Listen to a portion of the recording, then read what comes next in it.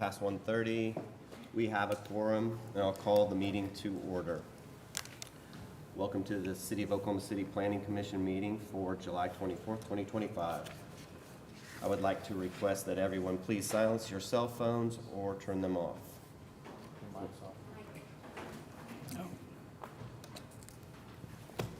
Did I have to start over?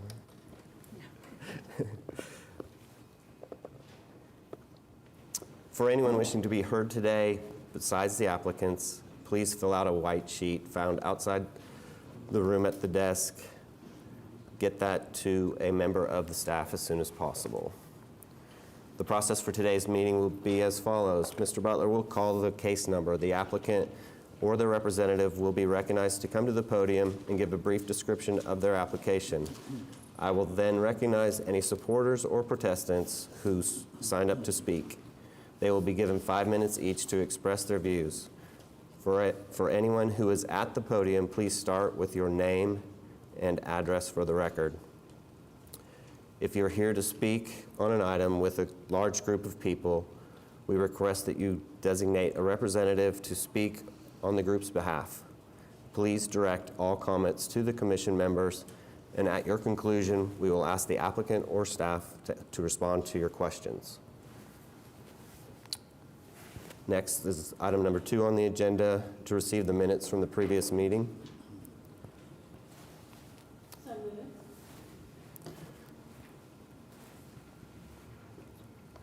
We have a motion.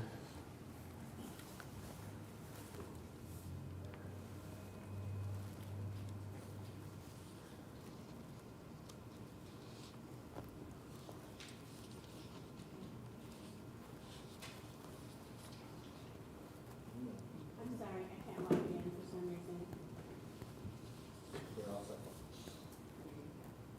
We have a motion and a second by Commissioner Meek. Please vote when available. I vote aye.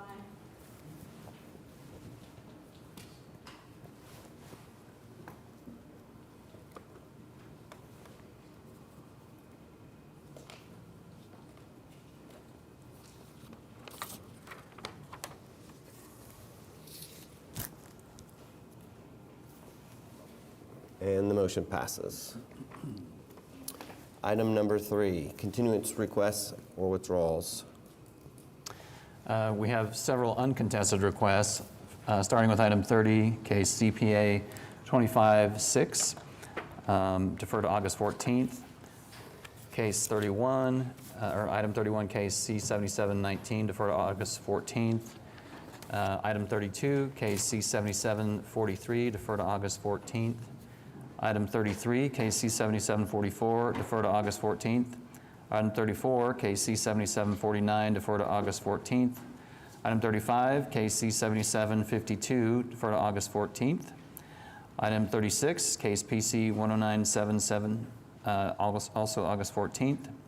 Item 37, case PUD 2057, August 14th. Item 38, PUD 2073, August 14th. Item 39, PUD 2080, August 14th. Item 40, SPUD 1733, August 14th. Item 41, SPUD 1746, defer to August 14th. Item 42, SPUD 1747, August 14th. Item 43, SPUD 1750, defer to August 14th. Item 44, PUD 2081, defer to August 28th. Item 45, case PC 10967, defer to October 9th. Item 46, SPUD 1713, defer to October 23rd. Item 47, case PC 10976 has been withdrawn. Item 48, PUD 2061 has been withdrawn. And item 49, PUD 2078 has also been withdrawn. Is there anyone here who would like to speak on any of those cases? Seeing none, can I get a motion? I'll move that you prefer those items as read. We have a motion and a second by Mr. Meek. Please vote when available.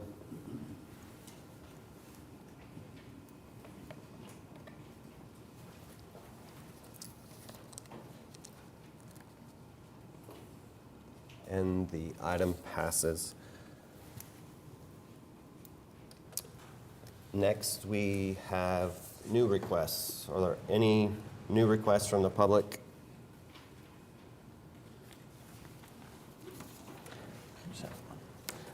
We have one new request, and that is item 24, SPUD 1744, defer to August 14th. So moved. For continuance of item number 24.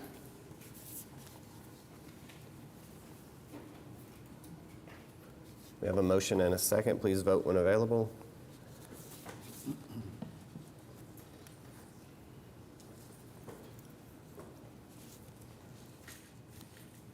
And the item passes. All right, at this time, I do want to make it known that to the applicants that there are a minimum number of commissioners present today at the meeting, and that would mean that you would need a unanimous vote on the application for it to pass. And with that being said, I will allow the applicant to request a continuance during each case's deliberation if the applicant sees a need for one.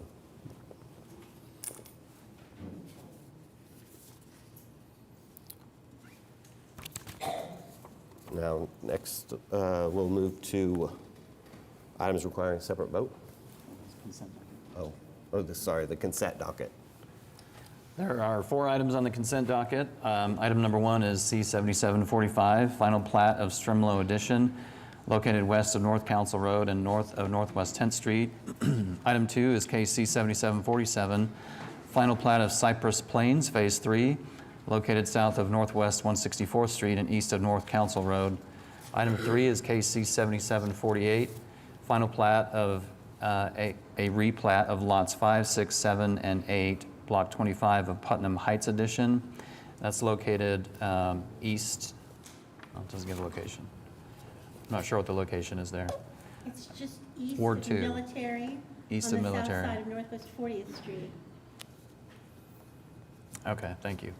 And then item 4 is case C7751, final plat of Scissortail Crossing, and that is located west of South Check Hall Road and south of Southwest 29th Street. Is there anyone here to speak on any of those items?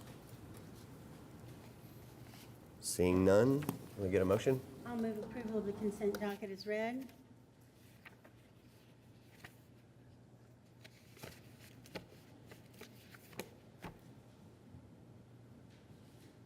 Slow computer today.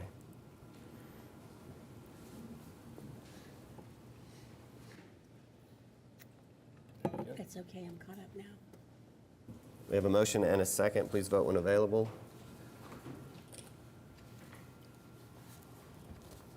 And the motion passes. Now we move to items requiring a separate vote. Item 5 is case C7746, preliminary plat of the enclave at Oakdale. This is located, and it's also a variance request from the subdivision regulations. It is located north of East Hefner Road and west of North Coltrane Road. Good afternoon, Mark Zidzow with Johnson & Associates, 1 East Sheridan Avenue.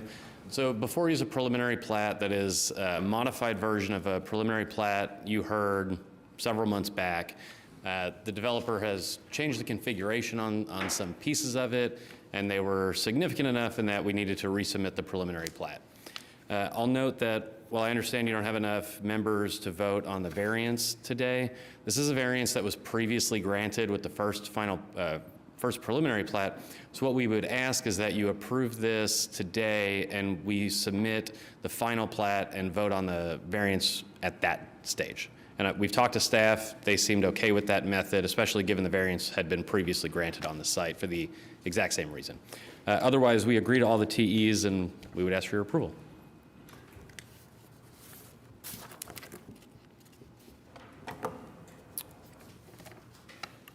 Ward 7? Has anybody signed up to speak or any? No one, I don't have anyone signed up to speak. Okay, recommend approval. Does anyone from the audience want to speak on this item? Well, with that, take that motion. Mr. Chairman, since this is kind of an unusual thing, I think it deserves mention that this is not how we normally do this. but because of the circumstances just of our attendance today, it's kind of necessary. So I'm okay with it. I don't want anybody to get the idea that we're going to start doing this all the time. So, for what it's worth. We understand, and I'm okay with being the exception to the rule this one time. I don't see anything else, move approval. Do we have a second? We haven't done our thing yet. Okay.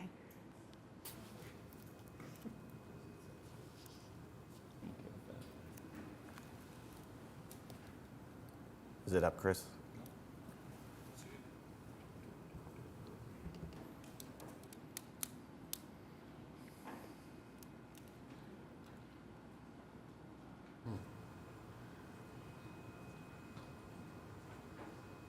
There it goes. We have a motion and a second. Please vote when available.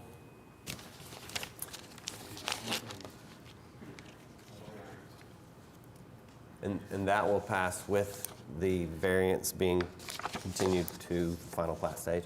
Thank you.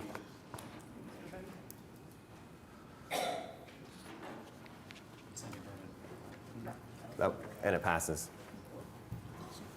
Show that again. Can you show the vote again? Lena, can you show the vote again on that one? Chris voted in affirmative.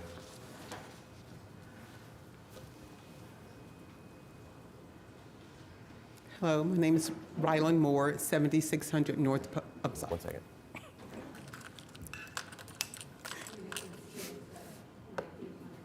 Sorry. Jeremy voted in affirmative too. Could we do a voice vote, please? Okay. So we're good. Do you want a voice vote? Yep, we can go to the next item. Okay, the next item is item 6. Do you want? Next item is item 6, case number DA 16PH. This is an application for a lot split and deed approval on property located at 7600 North Post Road, located east of North Post Road and south of East Wilshire Boulevard.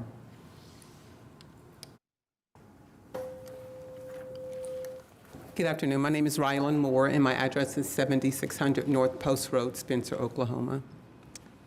And, Thanks. Can you tell us a little bit about the application? yes, sir, I've put in a request for a lot split to split a tract of my land, and have gone through the measures of having it surveyed and did the application, and just learned that there was a contest, I guess, against it, and so I'm just,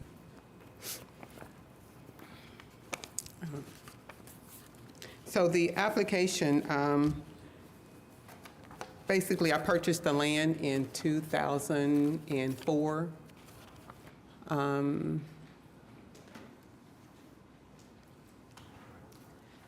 And the pictures that you're looking at, as you know, Oklahoma City has been up under lots of flooding everywhere. And so there's, I guess, that picture that you're looking at right there, I have some pictures that were taken just yesterday, and the rain is just normal runoff. And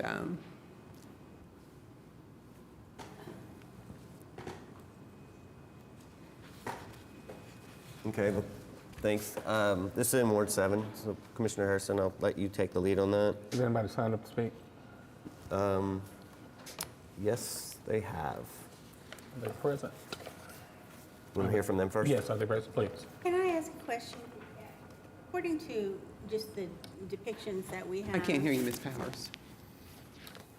According to the depictions that we have in our staff report, Something's not working. right? It doesn't show that this is actually fronting onto 73rd Street. So can we get some clarification on that?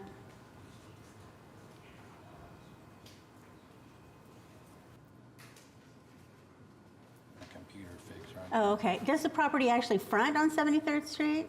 The proposed new tracks will be fronting on 73rd Street. upon approval of the split, the new tracks that are approved, They're talking produced about this. by this split will be fronting 73rd Street. So is our depiction here just because of allowance for right-of-way or what?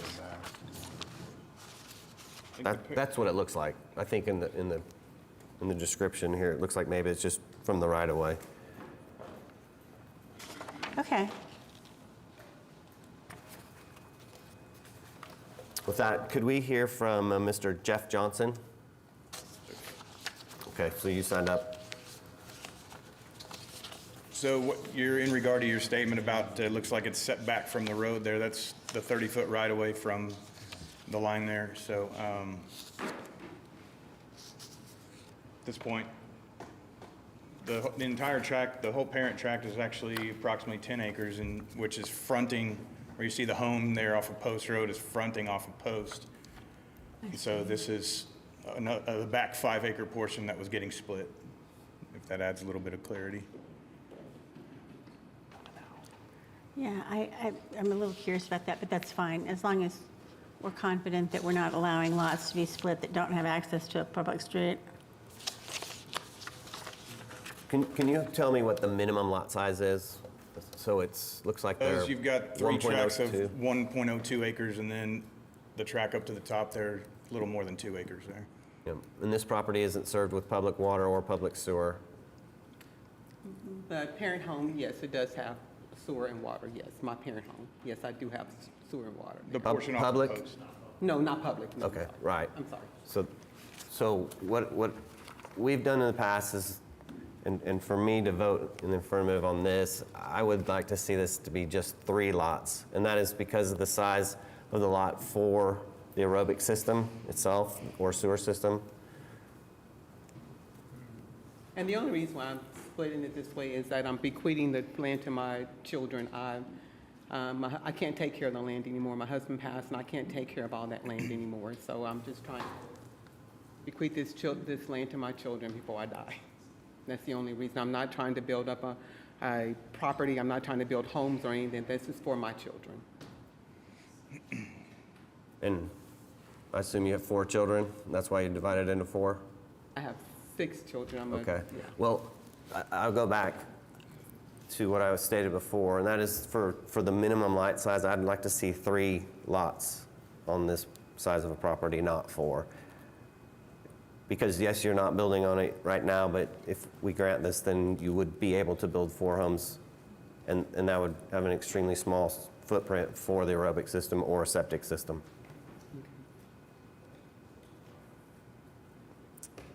I agree, it's definitely 87 foot wide is not enough for an aerobic spray field. And if you split that center lot to each side, the small 87 foot lots, it'd be a much better product. So, so what do you want me to do again? I would like it just be split into 3 separate properties. Okay. Okay. And then after it's resurveyed, do I have to come back to another hearing, or what do I have to do? So if you would agree to just do 3 lots, they can do a administrative approval and you don't even have to come here. Okay, so I have to pay, the city had to pay another fee, an application, okay. Okay, so we could approve it today Okay. with 3 lots and then they could do the rest administratively. Okay. And we want to specify that they will be approximately equal size. Okay. That was my question, is what the minimum track size you're looking there for? Is there a dimension, one direction or another, that you don't want to be under, Well, it would be an acreage, dimensionally, or acreage? yeah. We'd prefer to see it split in thirds. Okay. Thirds. Okay. Any further questions? And anybody else signed up to speak? Okay. Nope. Does anyone from the audience want to speak on this item?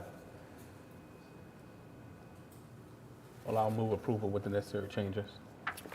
We'll put a TE in there for a minimum of 3 lots. Okay. Move approval. with the Maximum team. of 3 lots. Maximum of Maximum 3 of 3 lots. lots at an acre. Okay. Maximum of 3 lots with equal acreage. Equal acreage, okay. That's the motion.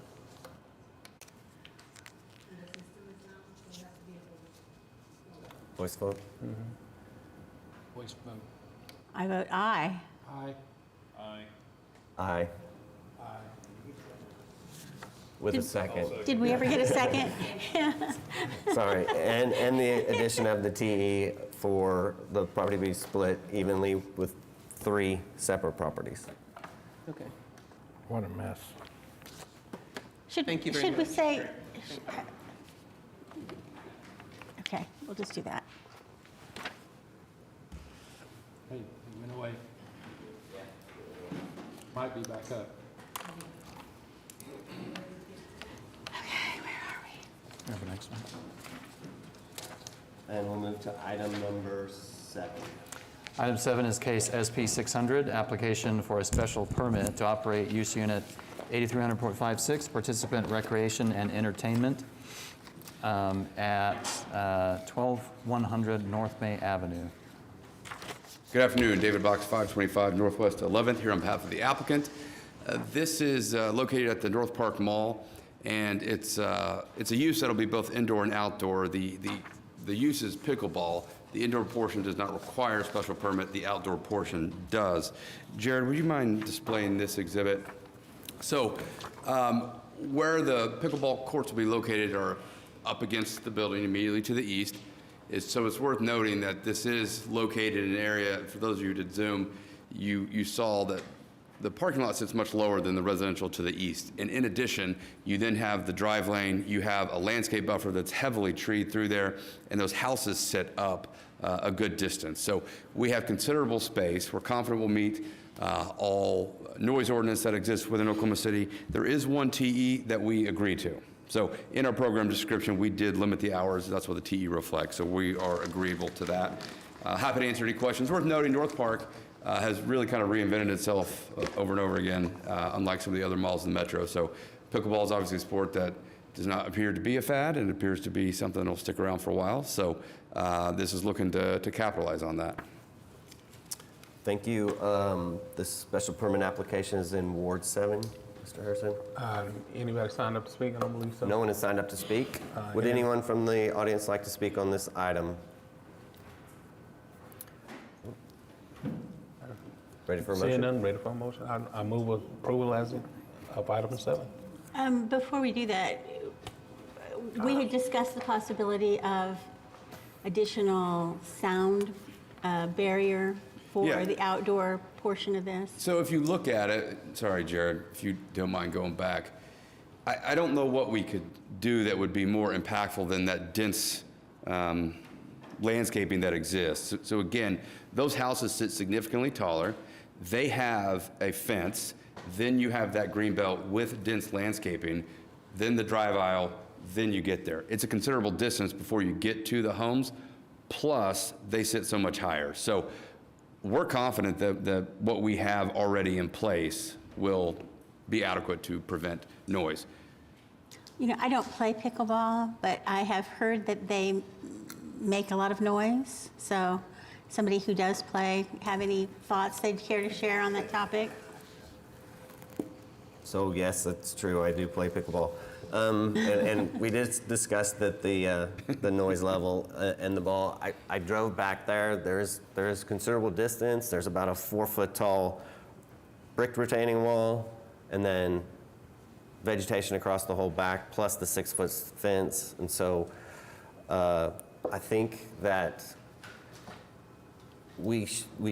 I'm in favor of it today.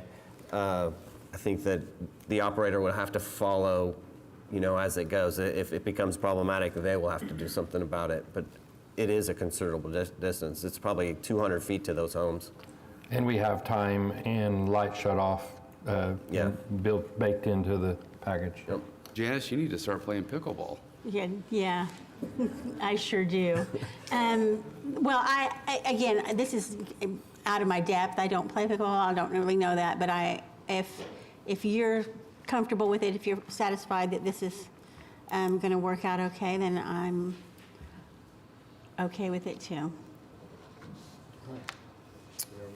We have a motion. Do we have a second? Second. We have a second by Commissioner Newman. Please vote when available. Thank you. And it is approved with TE number 1. Next item, item number 8. Item 8 is case CE 1144, application to close a portion of the east-west right-of-way of Northeast 115th Street, east of Ecker Drive. Paul LaFever, 522 Concord Drive. This is an old easement created in 1962. When I'm out there on the site, it looks like decades ago that a dozer went through there, but it's the whole eastern half is blocked off, and frankly, I wasn't willing to take my SUV from the western part more than a few feet, so I think this is an unimproved easement. It's on the south 30 feet of my client's property. The whole eastern half of this was closed years ago by this body in the city council. And happy to answer any questions you might have regarding this. And I don't have any questions. This is Ward 7. Anybody else signed up to speak? No one has signed up to speak. Does anyone here want to speak on this item? Nope. All right, seeing none, I'll move approval. We have a motion to approve.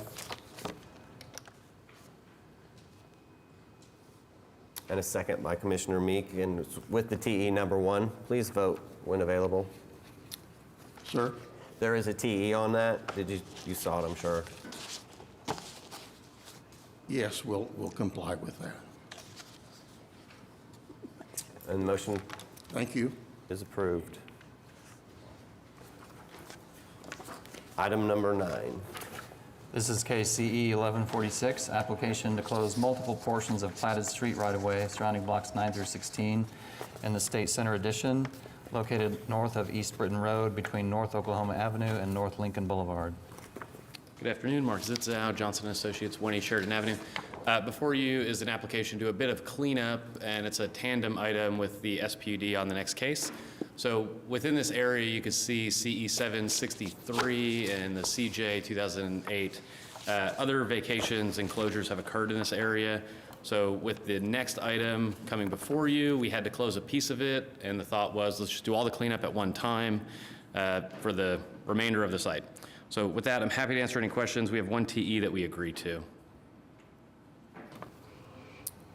And this is in Ward 7 also. Oh, I'm just popular today. But I did ask the question, as we well know, this is near the Thunder practice facility, et cetera. You want to talk a little bit about the actual construction that's going to take place now, and then maybe what the future looks like? The next item. Okay. This one's. Sounds good. Okay, seeing that, then we will move to approve. We have a motion to approve. A second. And it's been seconded by Commissioner Newman. Vote when available.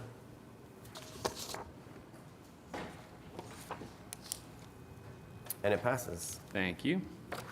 The next item, item number 10. Item 10 is SPUD 1745, application to rezone 229 Northeast 95th Street from R1 to SPUD 1745. Mark Zitzow, 1 East Sheridan Avenue. So, Jared, if you could pull up the site plan. The proposal here is a small ancillary building to part of the existing facility. We'll take access from North Oklahoma Avenue through the existing drive, and happy to answer any questions. Staff has no TEs, but does recommend approval. This is Ward 7. But yeah, that was my only question. I think we spoke about privacy wall or something along those lines that will be a part of this project. Is that correct? Right, so in this, we do have some fencing and screening language that allows a taller than normal wall to occur around portions of the building and site, and that's just for privacy. It can't be seen from Lincoln, Oklahoma, or Britain Road, so I know that's a bit of a unique request, but given the location, we thought it appropriate. Nothing else? No one signed up? Move approval. No one has signed up to speak. Does anyone here want to speak on this item? Seeing none, get a motion. Sorry. We have a motion and a second. by Mr. Meek. Please vote when available. You are approved. Thank you. Item 11. Item 11 is case CE 1143, application to close a portion of the right-of-way for Northwest 12th Street adjacent to lots 22 and 23 in Block 3 of Classen's Marquette Edition, located east of North Francis Avenue.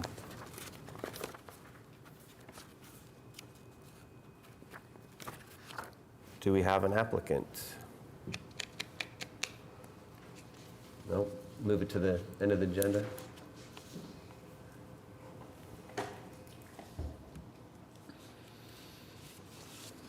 We have to.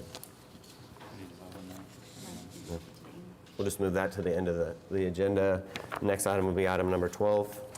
Number 12 is case PUD 2076, application to rezone 14300 North Westminster Road from AA. Good afternoon, David Box, 525 Northwest 11th. This is an application for a PUD that would allow what is 9.9 acres to be 2 lots. AA requires a minimum of 5 acres. We are just slightly short of that, so the only way to do that would be this. So we're only asking for 2 lots, which would be around 4.9 acres each. Staff recommends approval with no TEs. Thank you. This is Ward 7 again. Anybody signed up? I don't have anyone signed up to speak. Would anyone like to speak on this item? Seeing none, ready for a motion?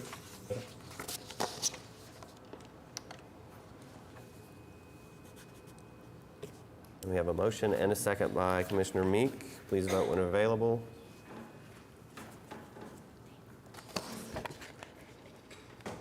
Staff is asking that you say the motion is to approve. To approve, my apologies. I knew what you meant. Sarah did not. And the item passes. Thank you.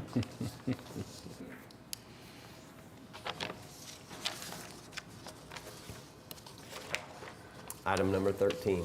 Item 13 is PUD 2079, application to rezone 3804 East I-240 Service Road from PUD 1810 to PUD 2079. Good afternoon, Mark Grubbs, 1800 South Sarah Road, on behalf of the applicant. This is a PUD essentially amending a portion of the original PUD, approximately 35 acres, that's allowing for 40-foot lots. There is a relatively new TE. To me, I discussed this with staff earlier today. I would like to ask that the TE be modified. Staff seem to be okay with this, but I would like to say modify the master design statement to require a specific amount, which I said 1 acre of usable open space recreational area within 2,000 feet of every lot within the PUD.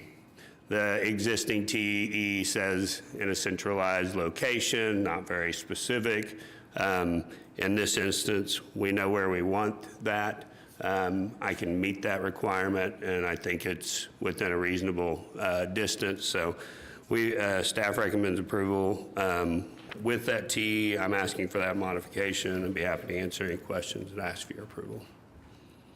Just to be real clear, instead of saying in a central location, you want it to say within 2,000 feet of. Of every lot within the PUD. Mark, you said that you guys have a place that you want it. I mean, where is that?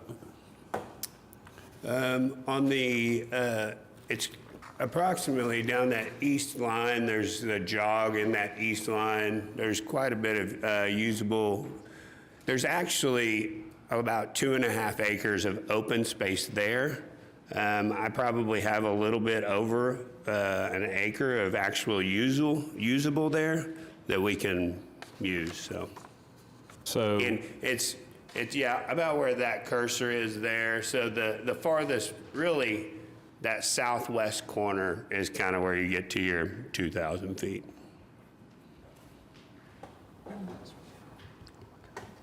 yeah. Do you have any other space further to the south?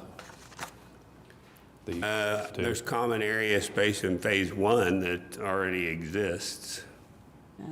So they'll be able to use that as well, but it's to the east there. Okay.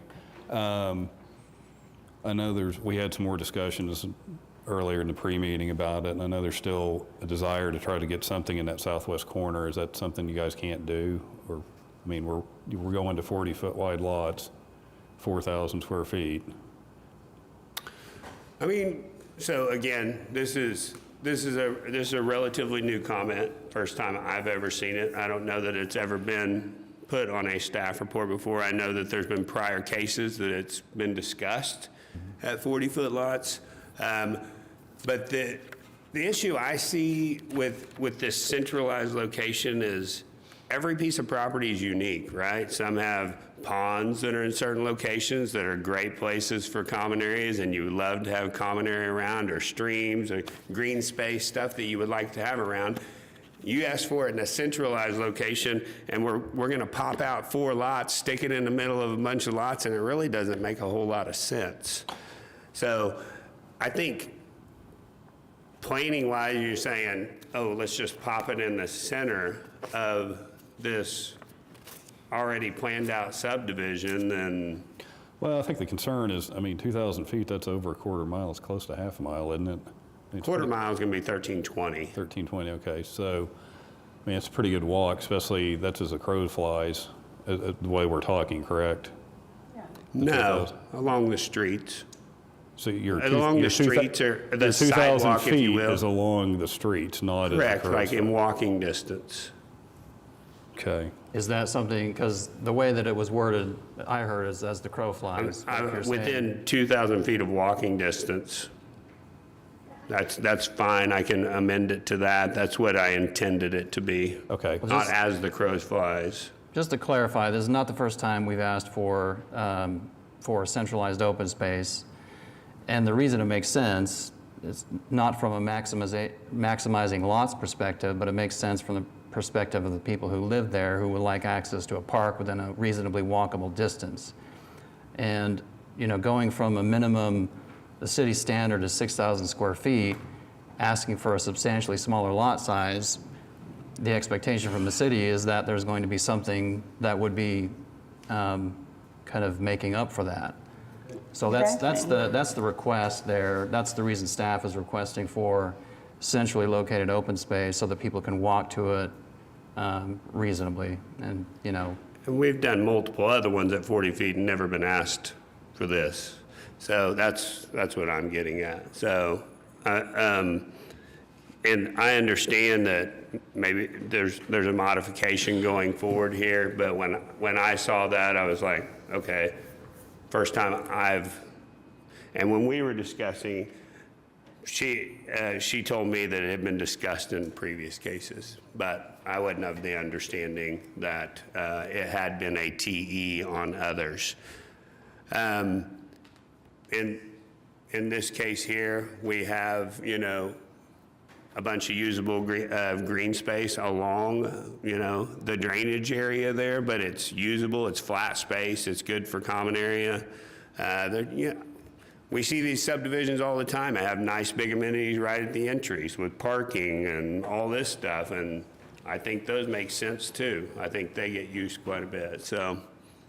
If you do pickleball. Huh? Especially if you do pickleball. Pickleball. You're like my wife. My wife plays pickleball every day. So. I think that there is a real issue here, and yes, we have been, I would say, experimenting with smaller lot sizes, you know, a lot recently, and you know, maybe we're feeling our way a little bit about what makes sense, but to have amenities within a residential area that are actually usable in the sense that you can get to them easily, you wouldn't mind sending your kids out there to go themselves to get to it, et cetera. You know, if you're saying you need more time to redesign, I'm all in favor of that. But I'm one of those people who's still not sold on the idea of those smaller lot sizes. So the whole idea about PUDs and SPUDs, that negotiated give and take, it's not only, you know, we're going to meet bare minimum, it's, you know, there ought to be something that's being given back here. And so. I guess I mean, What is that? Are we just going to say centralized going forward, and then there's, on a 160-acre tract, it's centralized, and you have one common area? I mean, how's that going to? I mean, if we need to specify that there will be more common areas so that they're easier to reach, that would be fine with me, as you well know. Yeah, I like the 2,000-foot walking distance. I mean, Even Yeah. that is a long way, in my view. What's in the usable space on phase one? I think, Sarah, you told me today that traffic looks at every stop at a quarter-mile walking distance. So that's 1320 This is almost to a bus twice that much. stop. Right. 600 more feet or so. What is on the usable space in phase one? Does it have Are there any amenities? What is, if you can flip to the layout of the preliminary plat, the next item. The usable space that there's, he's got his cursor in common area D is all along common area D. That, you can see that that blue line hugs the eastern edge, but all the outskirts of that is relatively flat. It's a pretty large open space. It's about, I think it's 3.5 acres. I just kind of quickly ran around the flat area earlier today. It seemed like it was about 1.5 acres, but I wasn't looking at top of banks and stuff. I was just looking at our contours. So, I was thinking that where his hand is right there, there's, I get rid of maybe one lot there. It's a nice large open space that's not centralized middle, but it's kind of centralized north-south, so. Otherwise, I feel like, okay. In phase one, though, I was asking about phase one, like what's on the Phase open one's spaces? got large common area there. Are there amenities And I was on that? not involved in that, but I think they agreed to a playground within that as well. Okay, I was just, for distance, I mean, it kind of. Yeah, so this one's gonna have more than one common area in this instance. And if I agree to the T as is, that's somewhere within block 10, the middle, and we, pop out 3 or 4 lots out of that, and it's in the, it's in the middle of several lots, so.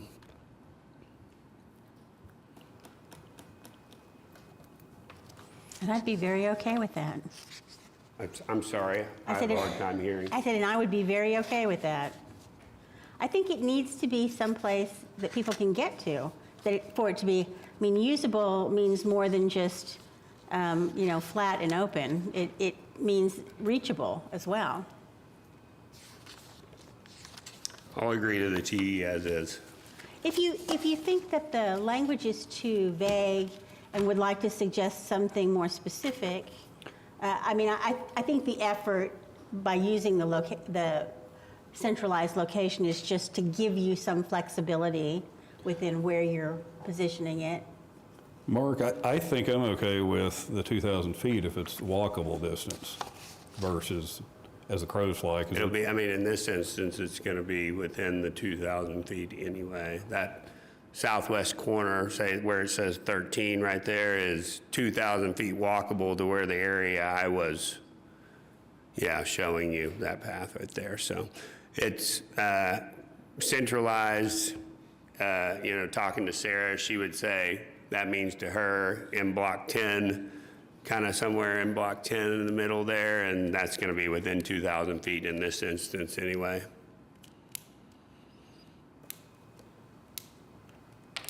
But I need all 5 votes, so.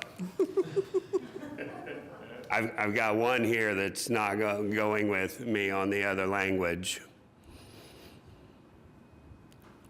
Or I can defer it and bring it back. Do you want to specify within block 10? Is that what you're suggesting?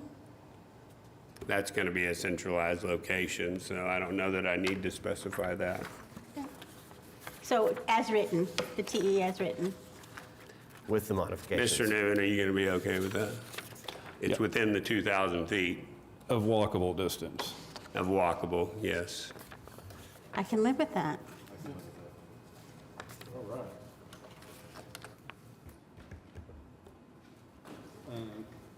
We haven't even signed up to speak. We don't have anybody signed up to speak on this one. Would anyone like to speak on this case?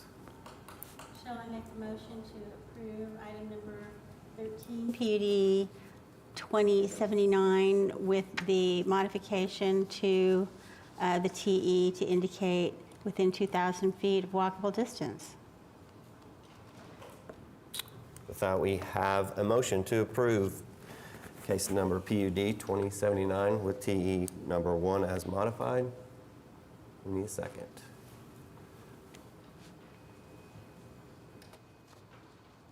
I don't have a voting screen. Nothing yet.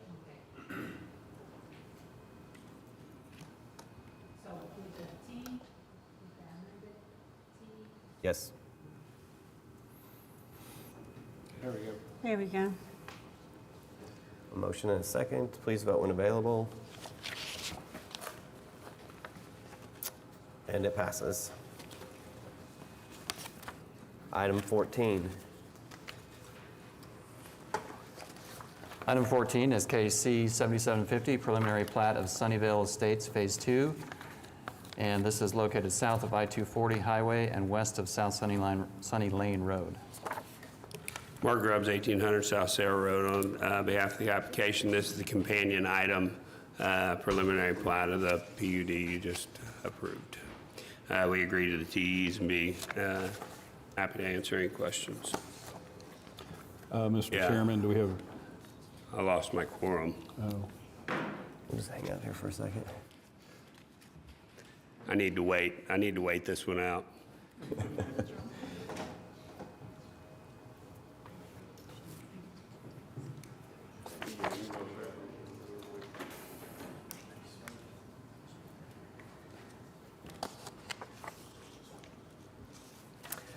Any other commissioners have anything on this one? I may need a little instruction about whether we need to include any additional language, since this is our preliminary plat. I'm just saying, I may need a little instruction. Yeah, the amenities will specify at final plat stage. And he's returned. Okay, so nobody's here that wants to speak? No one has signed up to speak, and does anyone want to speak on this item? No. I'll move approval of item number 14, C-7750, with the notation that we will deal with placement of additional open space and amenities at final plat stage. We have a motion to approve case number C-7750 with the 3 TEs and the approval of final open space location at the final plat. Do we have a second? We do, Mr. Newman, and please vote when available. And it passes. Item 15. Item 15 is case CPA 2025-5, consideration of a proposed map amendment to the comprehensive plan, removing the urban future land use topology layer from the urban low base layer on a 21-acre tract located south of Southwest 74th Street and east of South Council Road.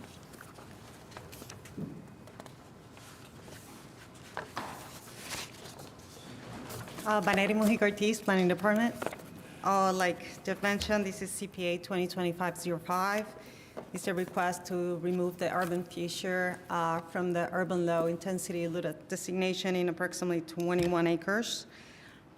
Next one. It's located in Southwest 74th Street and South Council Road. Right now, the LUDA is urban future.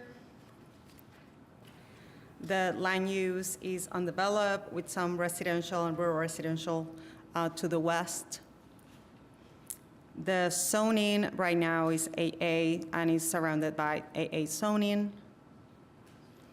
The applicant is proposing to expand city water.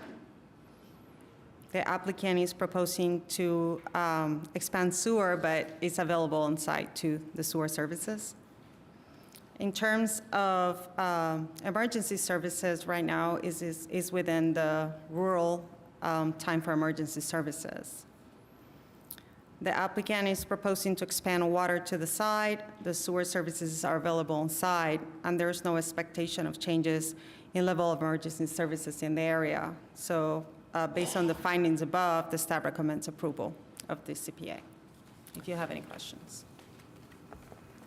No, and no one has signed up to speak on this item. Anyone want to speak on this item? Seeing none, we have a motion.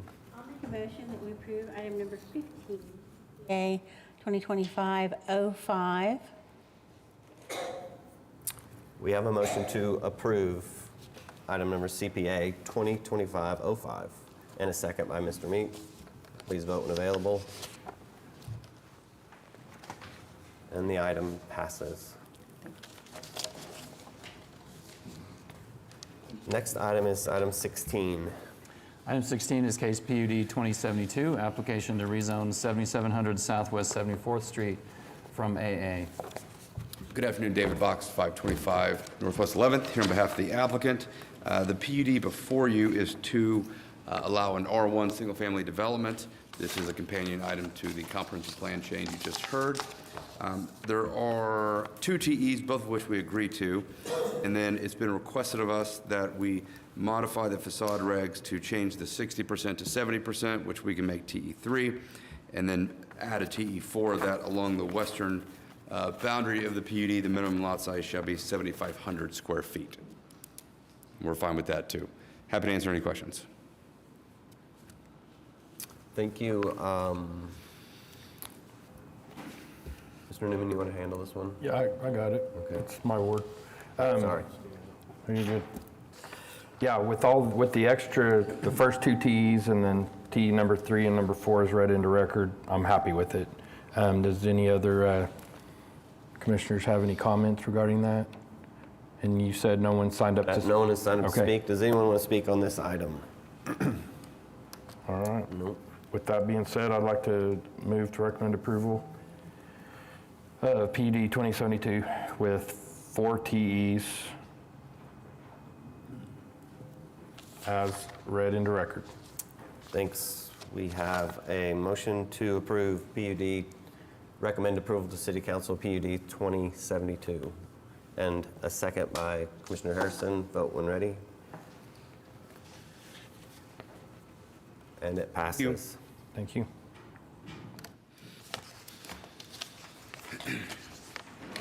Item 17.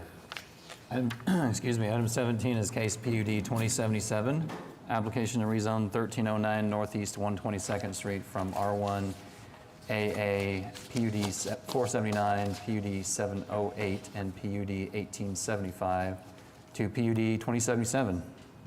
David Box, 525 Northwest 11th. The application before you is for a data center. This is a bit of a unique data center in that it's fairly small compared to what other data centers will end up being.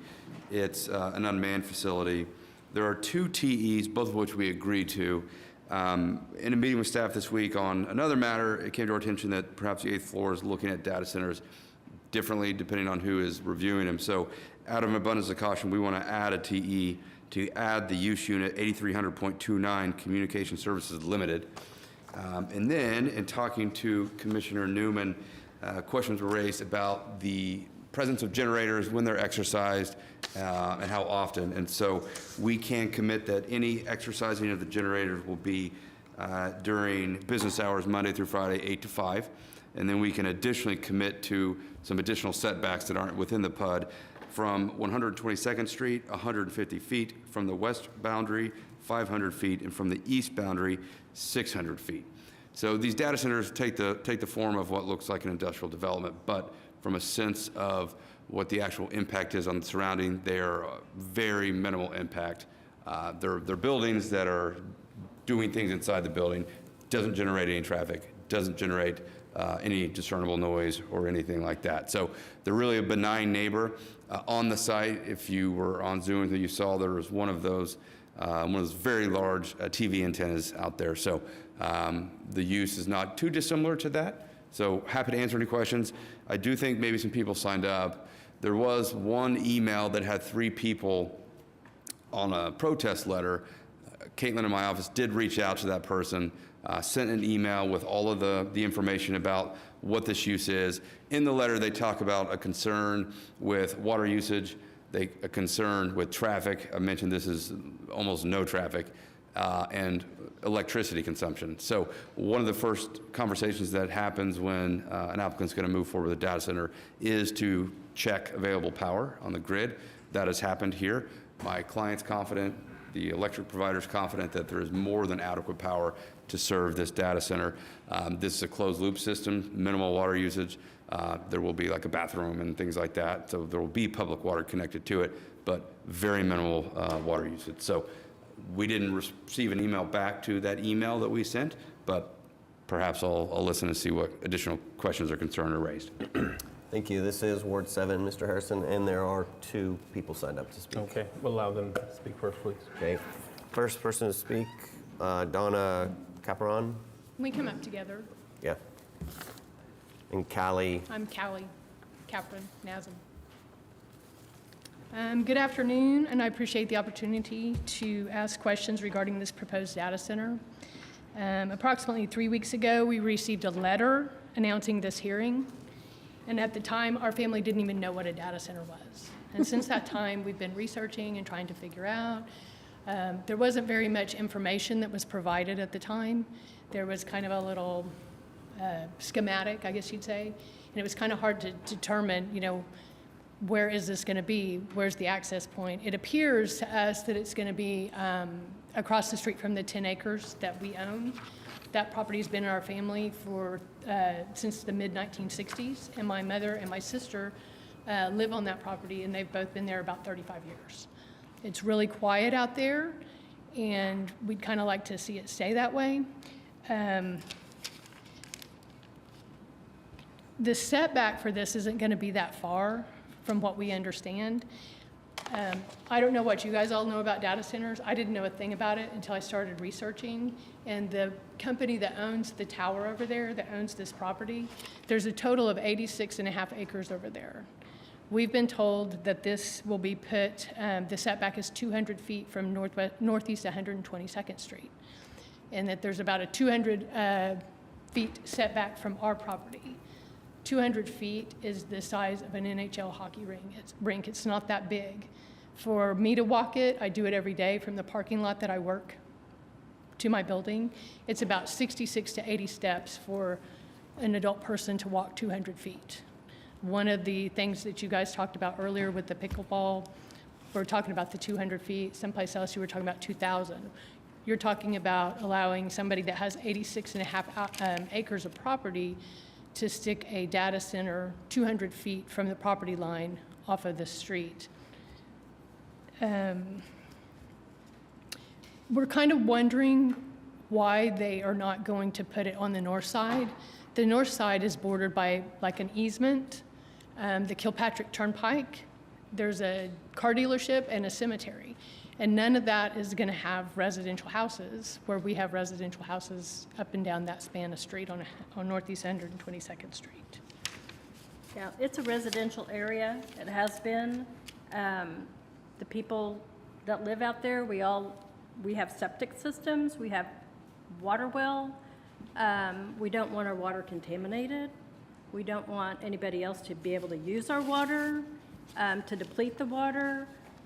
It's our understanding that these data centers utilize a lot of electricity. They generate a lot of noise. They throw off a lot of heat. It's not an industrial area. It's not an industrial area for this type of a thing. The tower's been over there. It's been fine. It throws off some noise. We can hear it. But it's not disruptive, and it doesn't really matter whether there's going to be a lot of traffic from people that work there, because there's a lot of traffic on that street. For a dead-end street. For a dead-end street. Yeah. It's constant, all day, all night. Semis come down there. Ambulances come down there.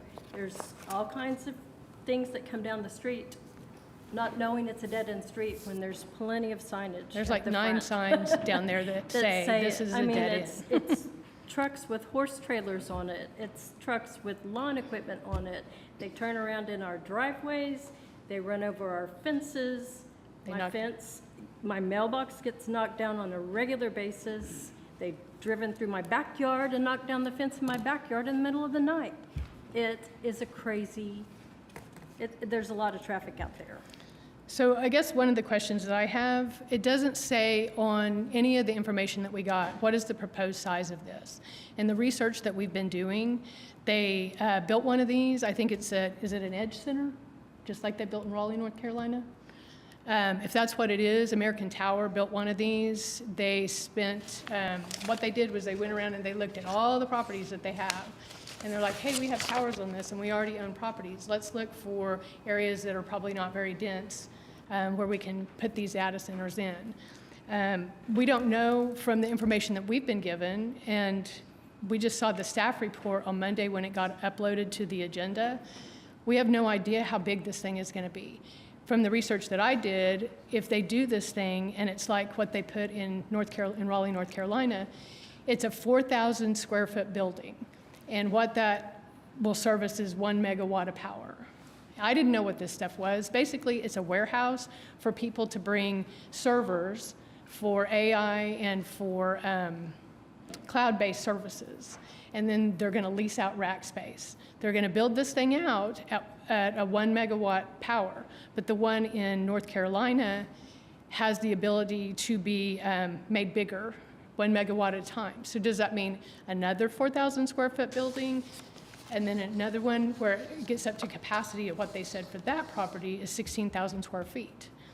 When we looked at the plans or the schematic on this, I can't tell, is this data center the thing that's in the front, and then everything behind it looks like generators, it looks like the air cooling units.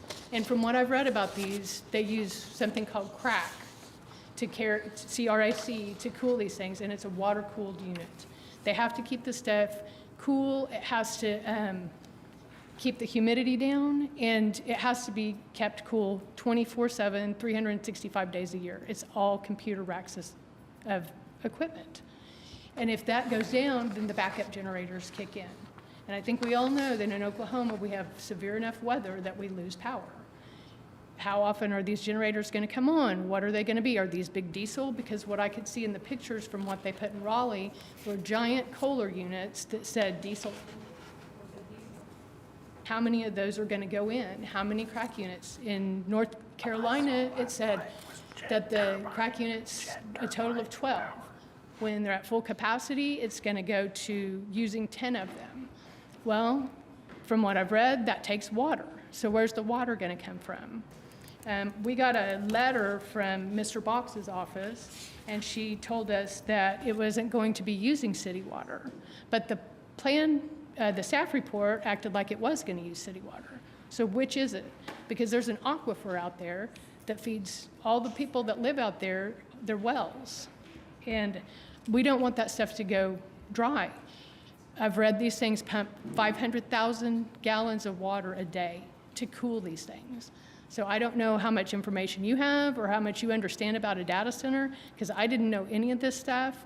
But if you approve this and they start building it over there, because they said the master design statement mentioned developmental sequence and stated developmental phasing shall be allowed as part of the development.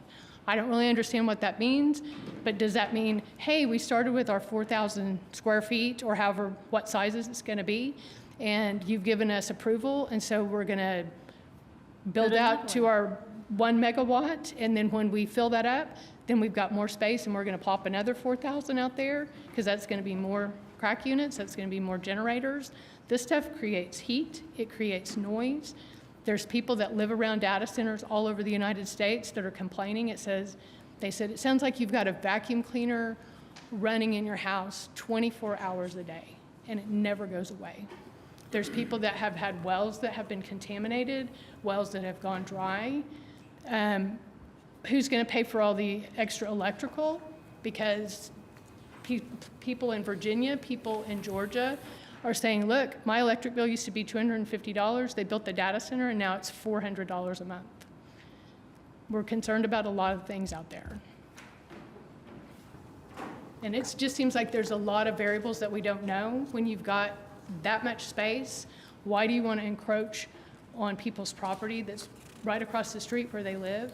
Do you really want to take away people's drinking water? You know, we don't have $25,000 to try to tap a new well.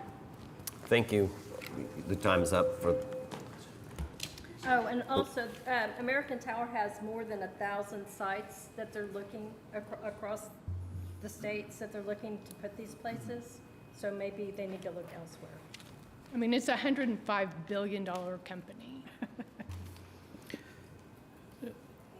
Chairman, Commissioners, Dustin Seagraves with the Utilities Department. There is a 24-inch water line along 122nd Street, and there's also a 24-inch sanitary sewer line that this development will be connected into. They will not be on wells, and they will be on public sewer.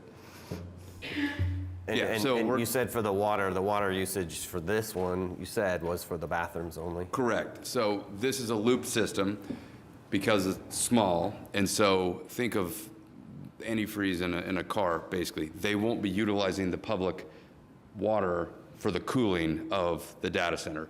They have a loop system that'll be utilized to cool the data center. We will be obligated to extend the water and sewer when we get our building permit because it's in range.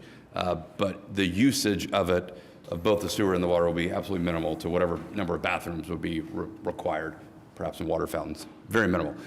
In terms of power, there's adequate power, adequate capacity on the grid. That was the first call. They wouldn't have even called me and moved forward with this application if there wasn't adequate power on the grid. So on the generators are only emergency based. So they would only kick on in the event of emergency.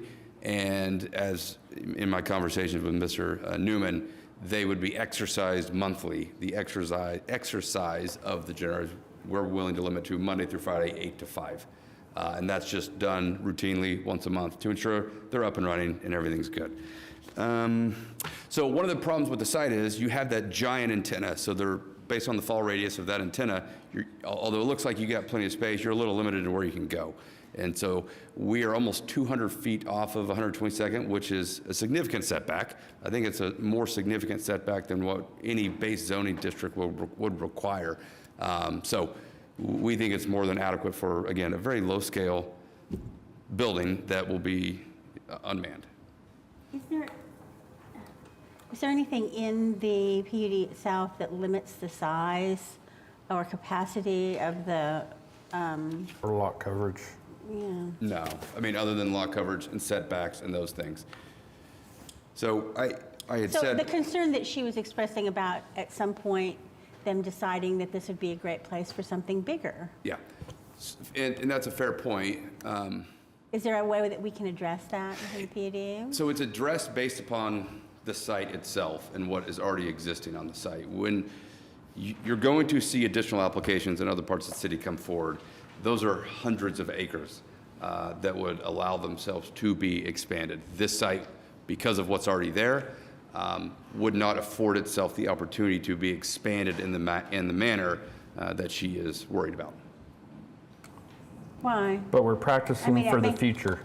Yeah, I mean, because this is the first time we've done this, at least the first time Yeah, I've so done in large this. part, because of the tower that exists, the fall radius that exists, and the rights of the operator of that tower. I mean, this is one of those, when you're driving at night around the city, you see them from, the entirety of the city.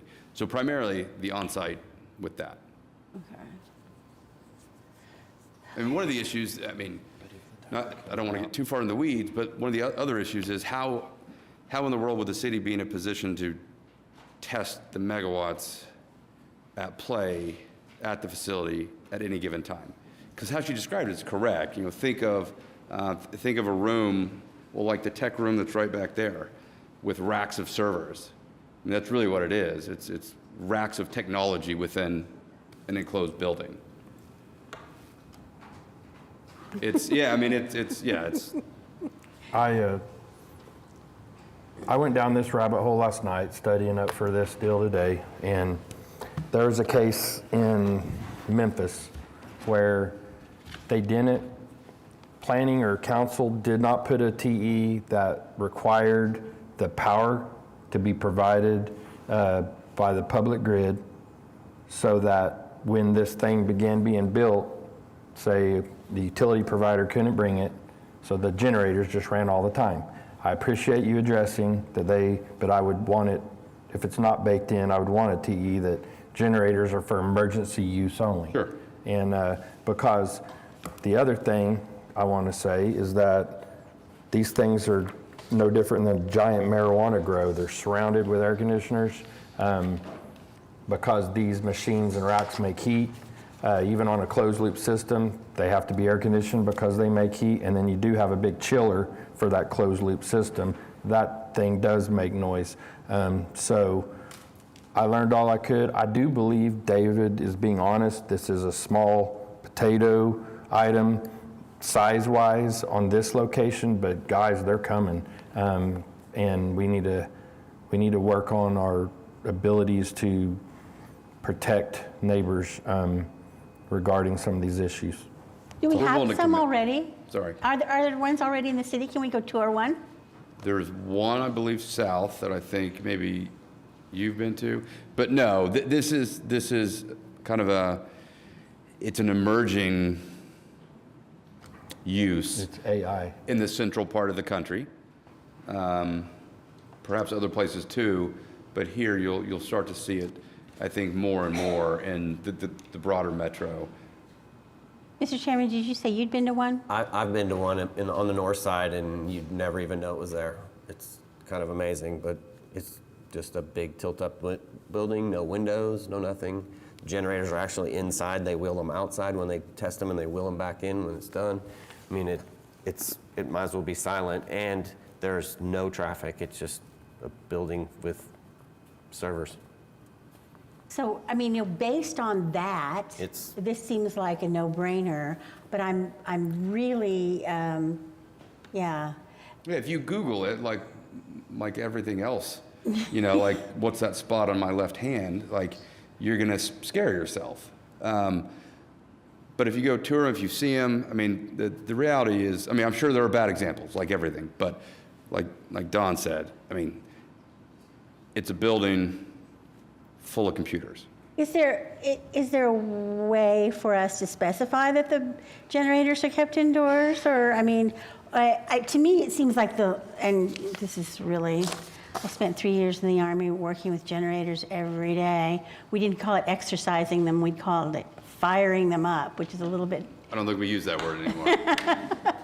A little bit different terminology, brings a little bit different image to mind. This drawing Yes, ma'am.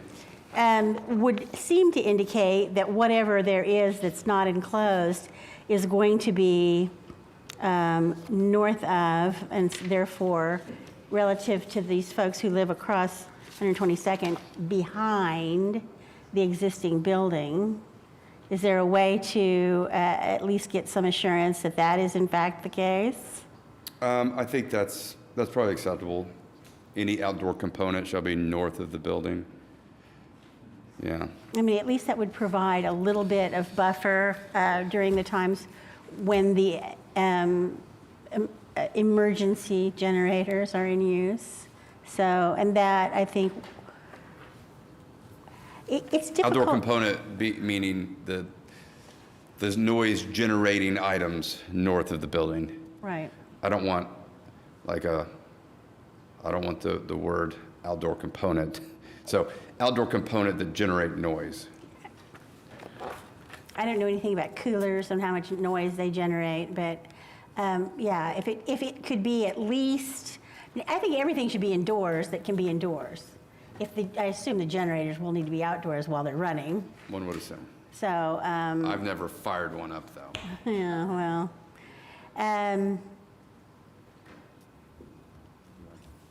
It's hard to make plans around something that you're so unfamiliar with. It is. So I want to go see one. We're going to play pickleball. We're going to see data centers.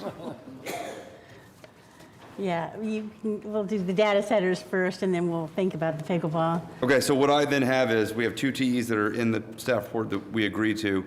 TE3, add 8300.29 Communication Services Limited. TE4, generators are for emergency purposes only and shall be exercised only between the hours of 8 to 5 Monday through Friday. Setbacks 150 feet from 122nd, 500 feet to the west, 600 feet from the east. Any noise generating outdoor component shall be required to be north of the building. And we're not limiting this by size or capacity or? No. I did a little sketch of kind of an expansion area that you probably can't understand from there, but, it looks like you could easily double the size of this facility, David. I mean, do you have any ability to put sort of some parameters around the size of the facility? Like from a megawatt perspective? Well, no, from like the size of the building. Building size, because Number of buildings, something. I mean, Single right now, building. you've got like sort of carte blanche. Yeah, that's troubling. I mean, my clients, I don't think are here, and so I don't know that I can do that as we sit here today. I'm happy to look at that as we march to city council, and Kamal undoubtedly will be monitoring It seems as, this. if you look at the radius probably of the buildable, you could go back to the west all the way, to 150 foot of the property line. What if we increase the setback along the west? Right now, we're at, what did I say, 500. Hold a moment. We could do 1,000 feet from the west. Oh, that'd take it. Mm-hmm.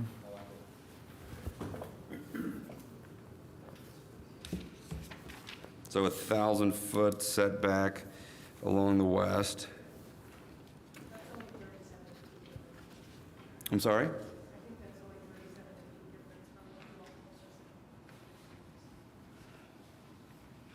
And we're limiting the expandable ability is what we're trying to do.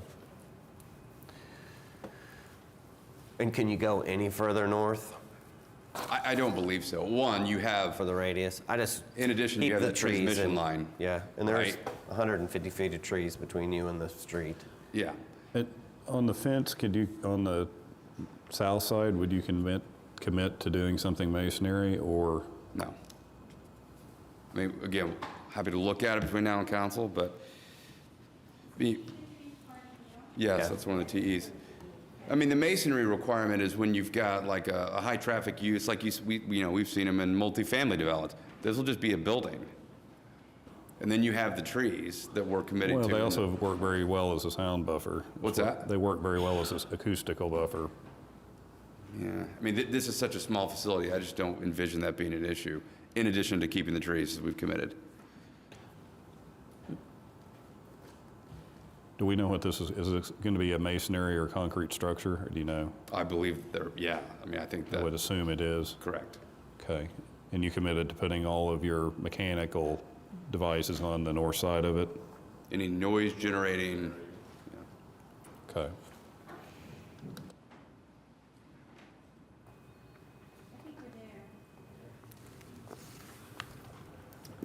So what is our? David, TEs? yeah, one more time. Okay, we agree to 1 and 2, add TE3, to add the use unit 8300.29 Communication Services Limited. TE4, generators are permitted for emergency purposes only and shall be exercised only between the hours of 8 to 5 Monday through Friday. Setback shall be 150 feet from 122nd, 1,000 feet from the west, 600 feet from the east. Outdoor components that are noise generating shall be required to be north of the front building line.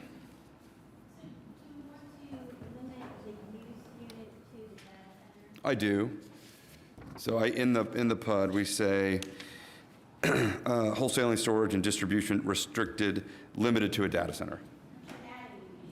We can limit that one to a data center too. Let's do yeah. that. That's Okay. fine. Okay.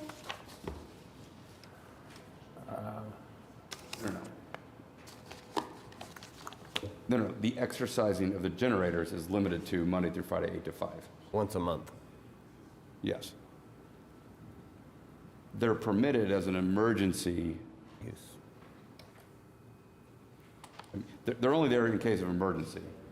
So outside of Monday through Friday, 8 to 5, if there's an emergency, they will be run. What we're talking about is the exercising of the generators is limited to Monday through Friday, 8 to 5. And did we add language that limiting the generators to emergency use? Did we do that? Okay. Right, and so as the TV, sorry, Sarah Welch, Planning Department, so as the TE is, as I'm hearing the TE, I'm concerned people will think that generators are only allowed 8 to 5 and emergencies. So if the emergency falls If an outside of the, Yeah. Yes. If it's an emergency, it can run whenever the emergency happens. if it's okay with the commission, I will make those two different TEs. Yeah, that's fine. The limitation of hours is limited to the exercising of the generator. So David, if you would define exercise in the TA, I think that will. Testing or, yeah. Yeah, the So we're not testing- firing it up. We're not firing it up. Yes, testing/exercising. Yeah. Okay. Yeah, all right. Move approval. Did I say that right? How much detail do you want for that motion? Did you say as read? It's just, yeah, as read. I mean, I think it's clear. Okay. I would like, yes, recommend approval to City Council with the following technical evaluations, 1 and 2 as recorded, and then Mr. Box read as previously read. I think it's close. I think we're close enough that we can. Number 3, add in the use unit 8300.29. Limited to data center. Limited to data center. Number 4 with the setbacks, including the revised west setback to 1,000 feet. Okay. Yes. Generators will be for emergency use only. TE, what I'll make 6 would be that I would like to say testing of generators shall be conducted during the hours of 8 to 5, Monday through Friday. Is that okay? Once a month. One time a month. One time. How about maintenance of generators? Okay. I think maintenance is different. Okay, testing of generators, okay.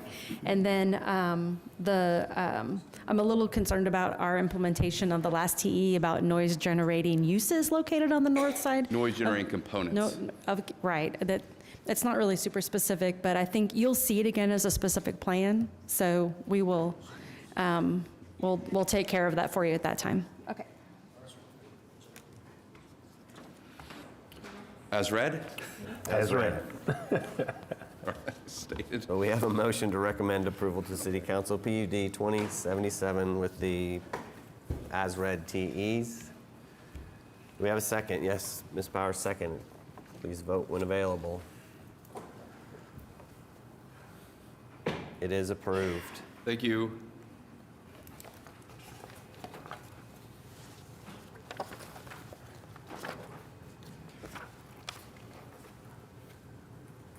Next item, item 18. Item 18 is SPUD 1736, application to rezone 1526 North McKinley Avenue from SPUD 829. Once again, David Box, 525 Northwest 11th.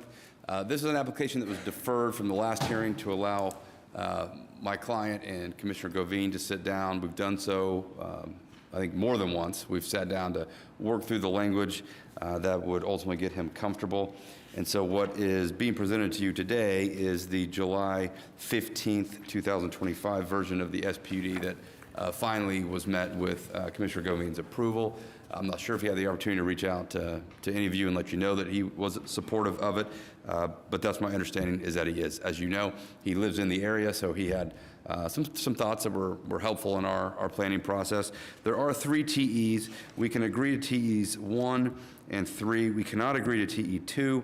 The site's only 48 feet in depth, and so to have garages set back 20 feet from the sidewalk will render the site almost unable to be developed. So what Dan was worried about as part of this was, trying to kind of articulate some of the facade, which we think we've accomplished. We have setbacks 2 feet on the north, 2 feet on the south, 2 feet on the west, 5 feet on the east. I don't know if the aerial, if you'll go to the case map,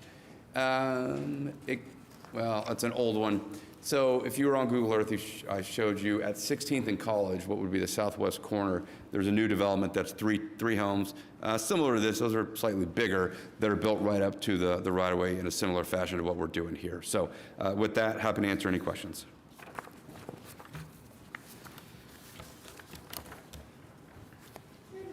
I do not have anyone to sign up to speak on this. Is there anyone who'd like to speak on this item? Not seeing any. Commissioners have any comments? I did speak to Dan, and he did explain to me, just like he explained to you, that he had worked on this for last month or so, and it got it to a place where he does feel comfortable. And I think, despite some reluctance on my part, I'm just going to go ahead and move approval for item number 18, SPUD 1736. We have a motion to recommend approval. Not 18, yes, 18. With the deletion of TE2. Deletion of TE2. Yeah. We have a motion to recommend approval of SPUD 1736 to City Council. And a second by Commissioner Meek. Please vote when available. Thank you.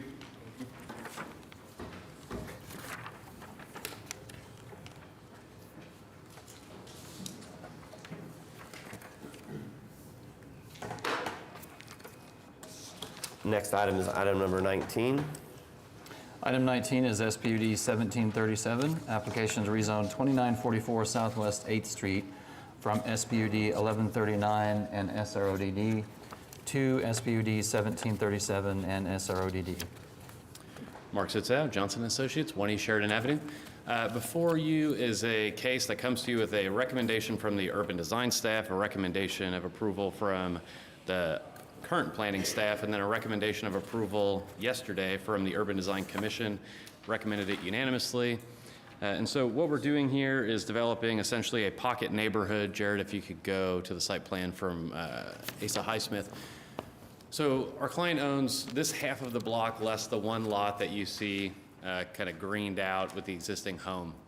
When you look at an aerial of this area, there's really only 2 existing homes, and there's some storage facilities and outdoor storage and industrial uses. This is just south of the Oklahoma River, along May Avenue, in between the fairgrounds and the stockyards.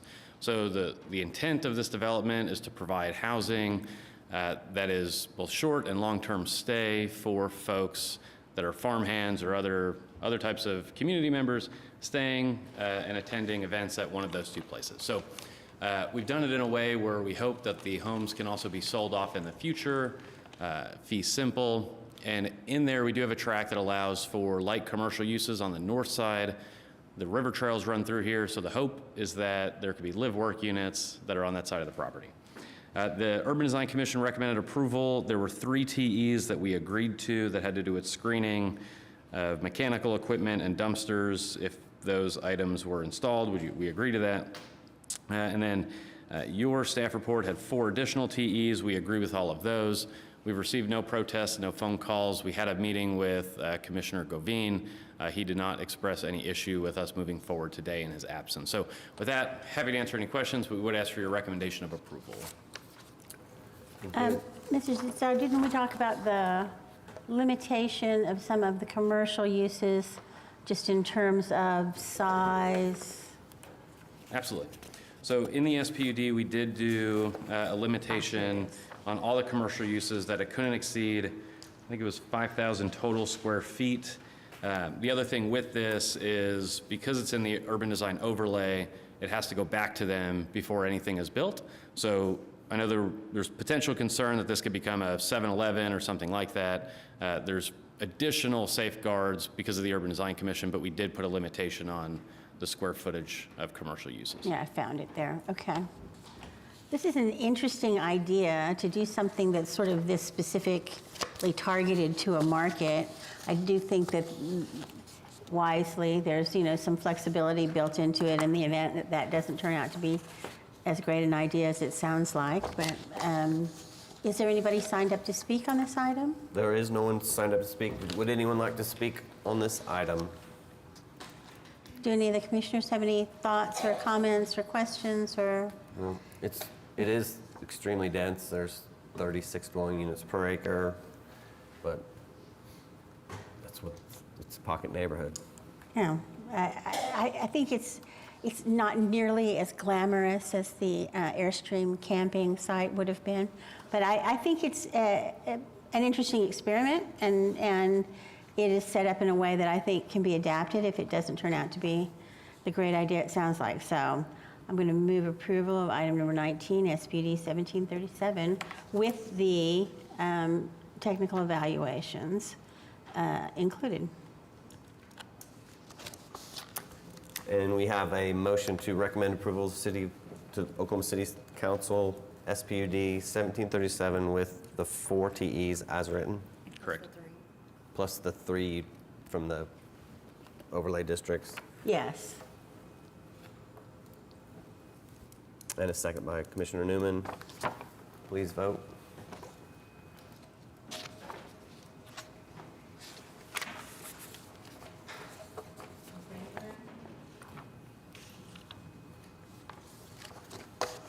And it passes. Thank you. Next item is item number 20. Item 20 is SPUD 1754, application to rezone 311 South Miller Place from R2 to SPUD 1754.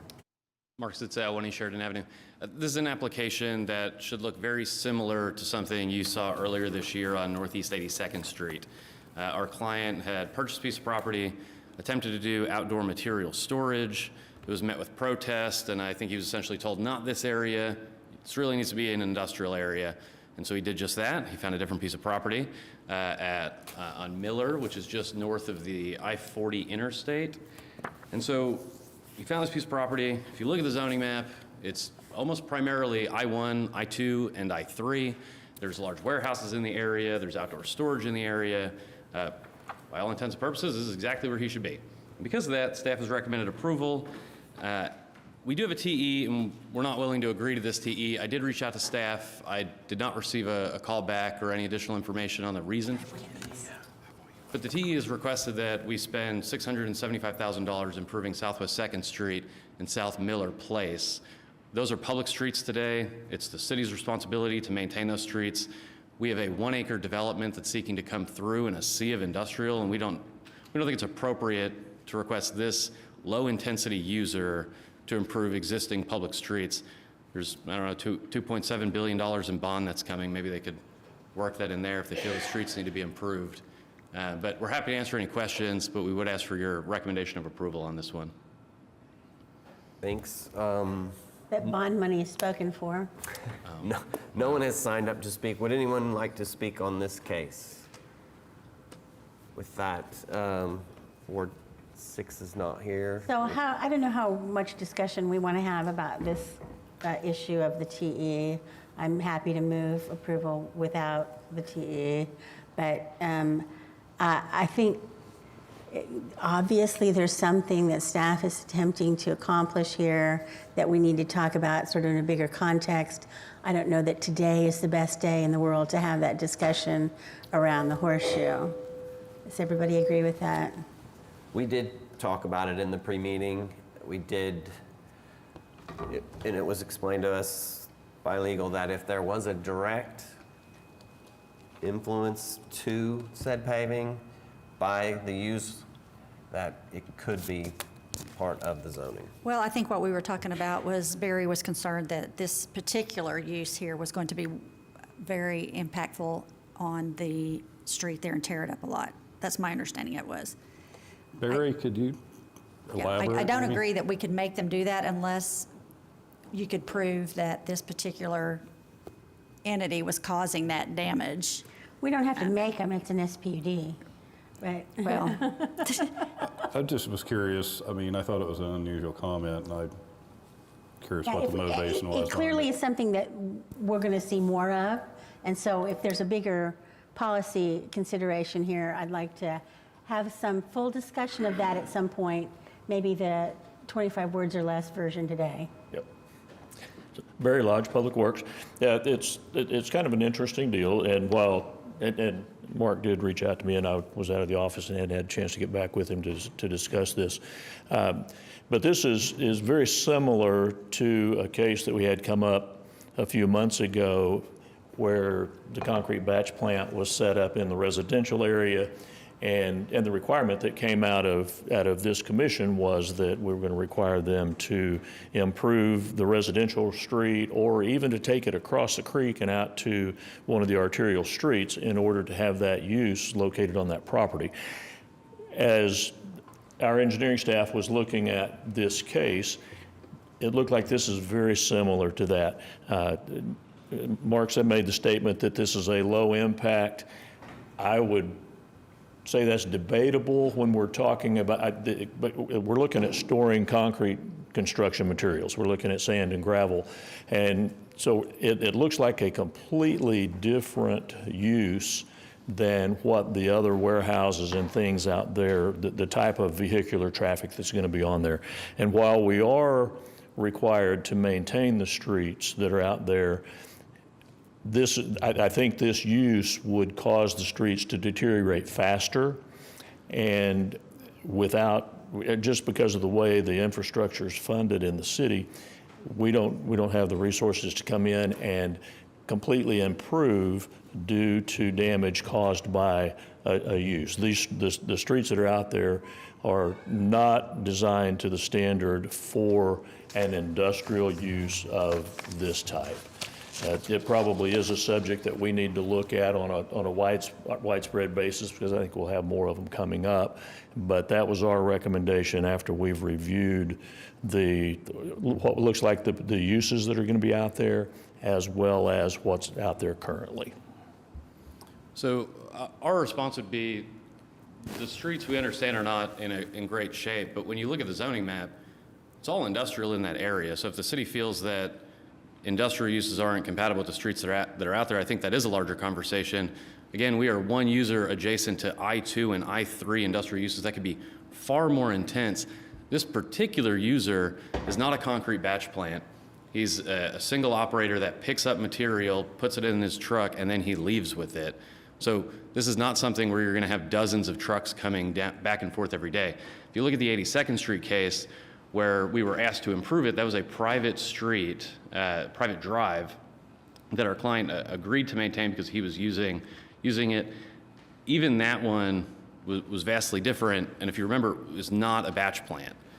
And his point during that whole case was, these are very expensive trucks, like, I'm gonna do what I need to. He knows what the condition is, but we're not the only user in the area, and there are far more intensive users that can be here. Look at the map. Ross, California, Miller, 2nd, 3rd, they're all in the same shape. It doesn't seem right that this one user that's likely one of the smaller lots in the area would be asked to absorb $675,000 in deconstruction and then reconstruction of public streets. We pay traffic impact fees. The user's paying sales tax. He's paying into it for public streets. There's an expectation that the city should do their part of it. Okay, so yeah, that's more than enough. I think there is an issue this, and it's been a long-standing issue. My own concerns about it go back to the development of the Chesapeake campus. When you're talking about the development, either by size or by intensity of use, in case of industrial uses, that has a more than normal impact, especially during construction phase, on the city streets. I think the city needs to come up with a better way to deal with that. The whole thing about impact fees and the way that works is like way beyond our need to discuss today. But I do think that this is something that we need to, as a city, think about and do a better job of when there are these kinds of intensive developments or uses, and the very predictable or foreseeable impact that they have on the surrounding streets. We need to do a better job of recouping that cost or sharing it among the people who actually make use of it. The idea of laying it off on a single user, whether that's going to be impactful or not as a use, it just doesn't make any sense to me. So having said all that, I'm going to move approval. Let me just say one thing too, and I agree with what you just said. And sometimes, and again, this is an SVD, and we can negotiate things, and improving the street next or within the property limits has been something that we've done. We do it on alleys sometimes. And so that was a thought that I had. And just knowing what's going to happen to those streets and knowing where the trucks are going to be turning and stuff, I thought maybe if they could improve, you know, the streets to a standard at the entrances and across the property, or even just at the entrance at a minimum. No, thank you. Again, immediately adjacent is a large I-2 tract that tomorrow could come in with a large-scale distribution center with semi-trucks coming up and down those streets. Yep. Which is what is going to happen here. I mean, semi-trucks are going to bring in material and loaded 80,000-pound If there was an volumetric equitable way mixers that are going to leave. every user of a street was adequately paying it, I agree. that'd be a different discussion. But again, nothing stops any of those other already zoned uses from coming in with something more intense than what we're proposing. On the other hand, it has to be acknowledged that while it is a particular user here seeking this approval, once it is in place, a more intense or destructive use could be made of the property. So, I mean, it kind of, you know, I'm going to move approval of item number 20, SPUD 1754, with deletion of the TE. Thank you. Okay, we have a motion to approve, recommend approval to City Council SPUD 1754. We need a second. And we have second by Commissioner Harrison. Please vote when available.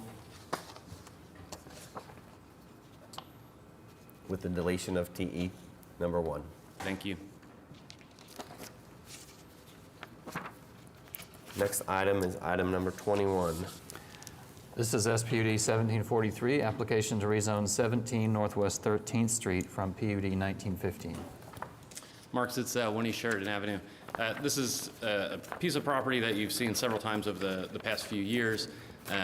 This is the Alley North development, just south of the subject. Spud is the New Guernsey office building, and there will be more commercial development that occurs in and around this site. When we did the initial PUD, the childcare use was not included.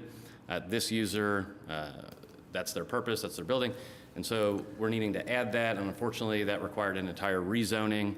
So everything in this SPUD mirrors that of the prior approval that we have, with the exception of the additional use unit. So with that, we're happy to answer any questions, but we've not received any protests, and staff has no TEs and recommended approval. And no one has signed up to speak. And does anyone would like to speak on this item? Nope. Commissioners? If not, oh, yes, commissioners? Anything? No, not for me. I'll move approval of item number 21, SPD 1743. We have a motion to recommend approval to City Council SPUD 1743. And a second by Commissioner Newman. Please vote when available.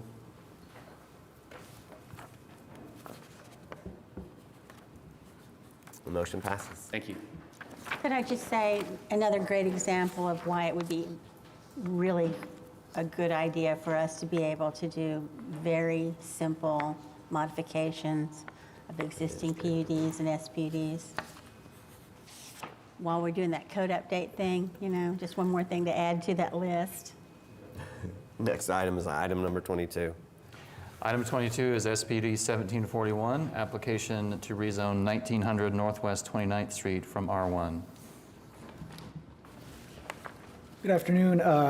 Klaus Raymond Phillip representing Nestor and Gladys Montoya, and we are seeking to rezone this property to allow for a series of duplexes. We did have one protest letter, which I reached out to them. They pretty much reiterated their concerns, but I don't think they're interested in meeting at all. I offered to meet with them and see what their concerns were beyond what they had sent. But yeah, otherwise, there are two TEs, which we are happy to agree to both of them. The first one really just limits the scope of the development a little bit. I think I had a pretty broad definition of what would be allowed, kind of in the MDS, but we're happy to kind of narrow that down, as staff outlined, to 2 dwellings per structure. And then the second one, the site plan I submitted is something we can do now, but the alley is closed, and we're working to vacate the alley as well, and maybe use some of that for parking, so. If you have any questions, I'd be happy to answer. This is Ward 2. We do have someone signed up to speak. Oh, well, let's hear from them. Darla Keithley? Okay, I don't know where the one protest letter comes from, because I know there was more than that's mailed in, and I hand carried mine. Okay, my name is Darla Keithley. I live at 1825 Northwest 29th. Anybody that's familiar at all with our neighborhood know we already have a traffic and parking problem. We've tried for several years to get a 4-way stop put at 29th and Kentucky. We only have a 2-way stop, which is run periodically. I live right there, and I've seen a million wrecks.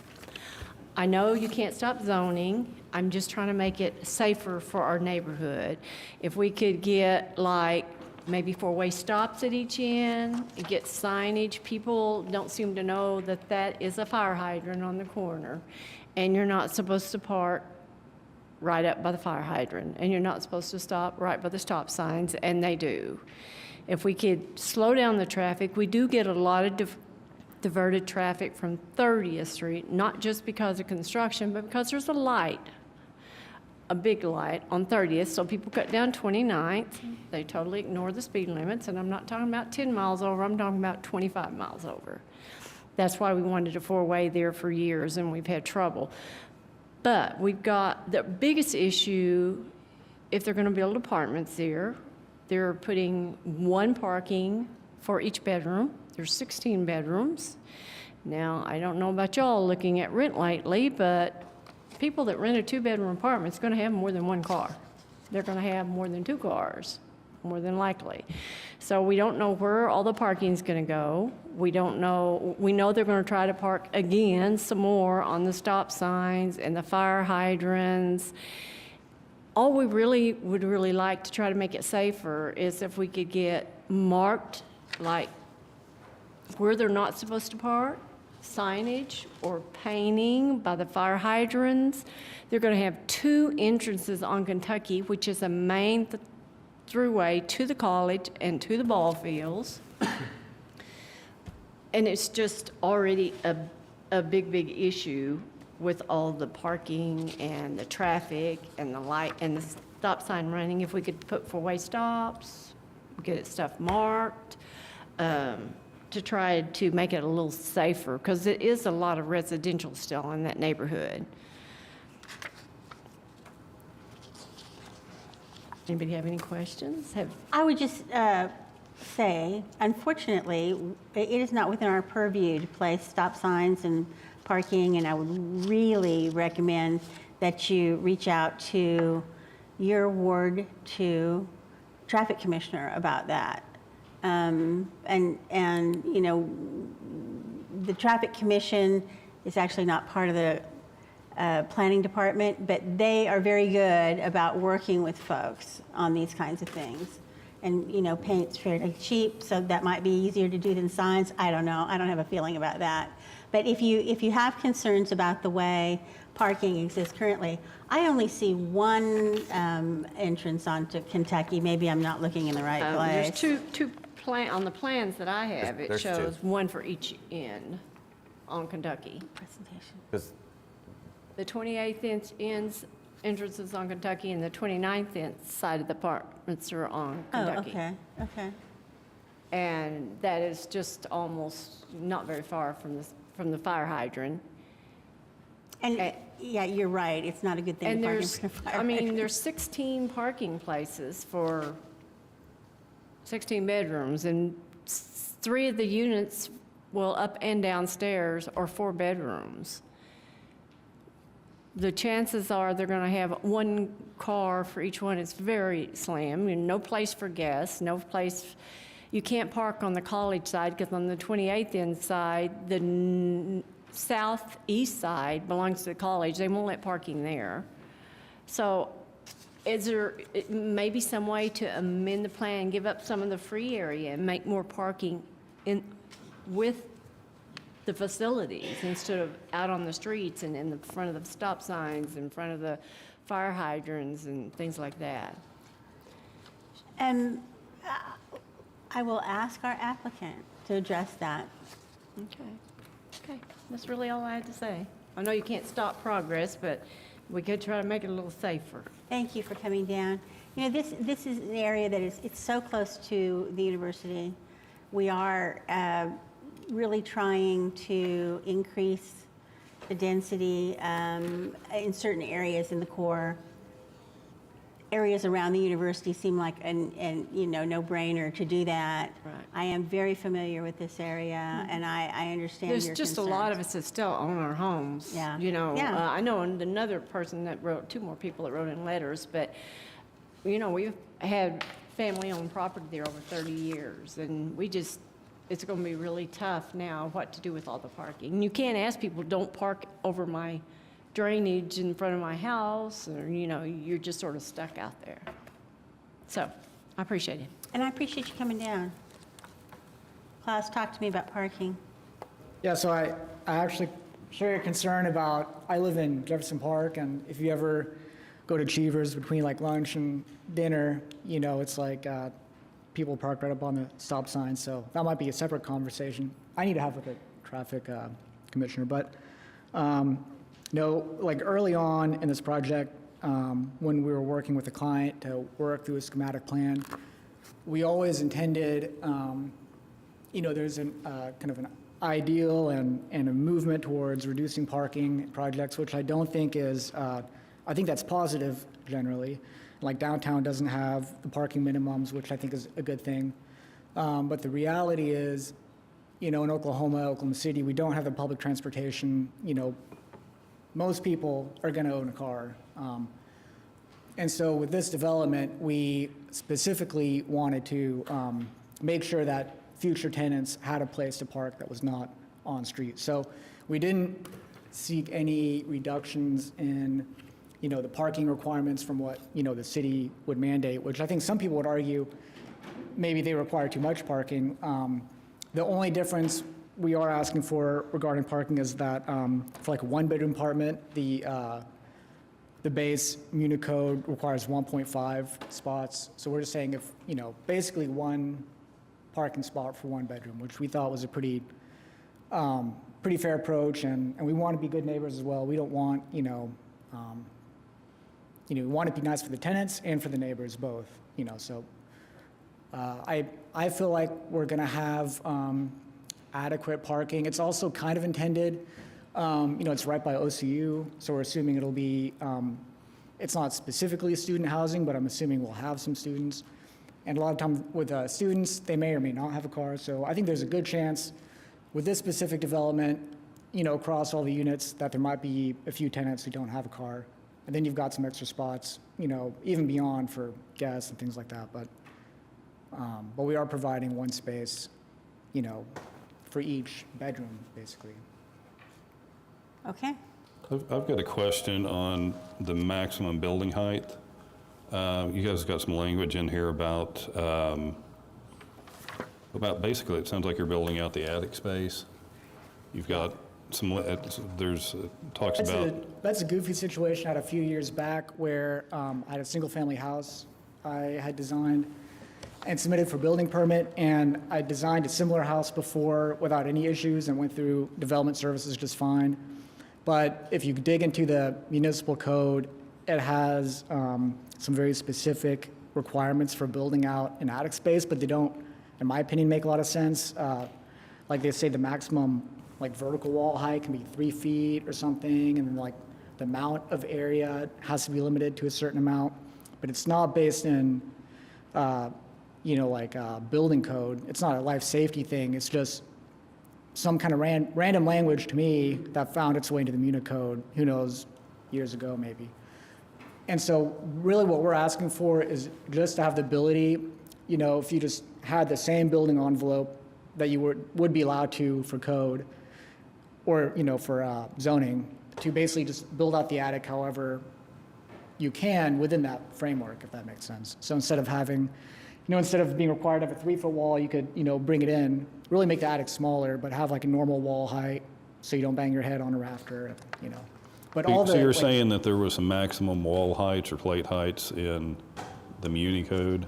yeah, but That were too short? yeah, it's really, That like, to me, it's doesn't- really yeah. nonsensical. It's really strange language. And no one ever bothered to, I guess, enforce it. And, you know, if I designed a house and we had like an attic build out, it was fine. But then I did have one specific, you know, reviewer basically who said, look, that's what the Muni code says, so I've got to hold you to it. So we had to amend that spud. So now every time I have a spud that I'm working on, I add that language just so it's not an issue if we build out an attic, or, you know, we can kind of build it out however, within the same framework of the maximum building heights and, you know, volume of whatever, yeah.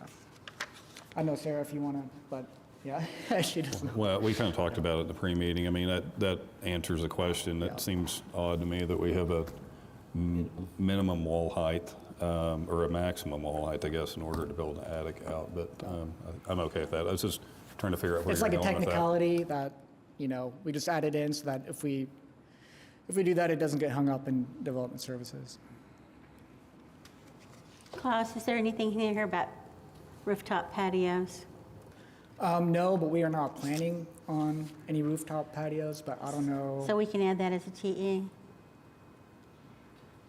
We could, yeah, if we want to add a rooftop patio. I mean, we might have like a dormer with some windows, but I don't know if that, You want to limit to Yes, no? yeah, we're going to have no rooftop patios. Yeah, we're I mean, fine. I'm okay with We're balconies fine or with it, whatever, yeah, but adding yeah. that TE. Okay. So, anybody else?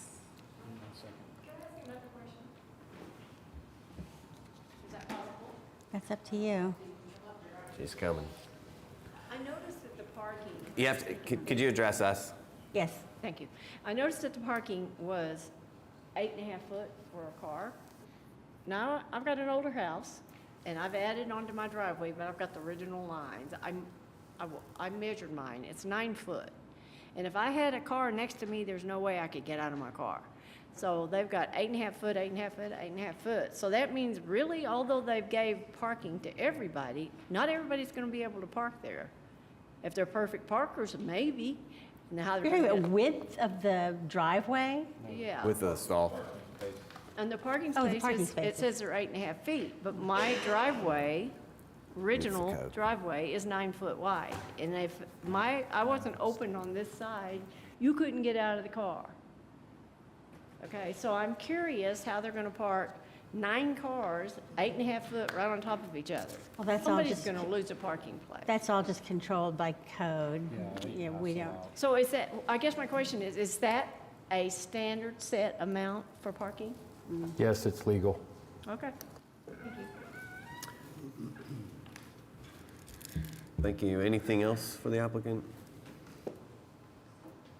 If not, I'm going to move approval of item number 22, SPD 1741, with the addition of a TE that there will be no rooftop patios.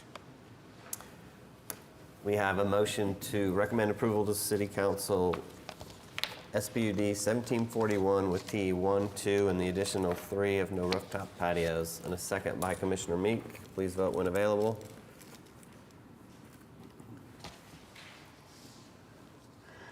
Sam Gresham. Thank you, and it All right, passes. thank you. Next item, item 23. This is SPUD 1742, application to rezone 112 Southwest 26th Street from R4 to SPUD 1742. Good afternoon. I'm Cheryl Lovelady. I'm a director of Oklahoma City Housing Services Redevelopment Corporation, which is a name that's so long we go by positively Paseo.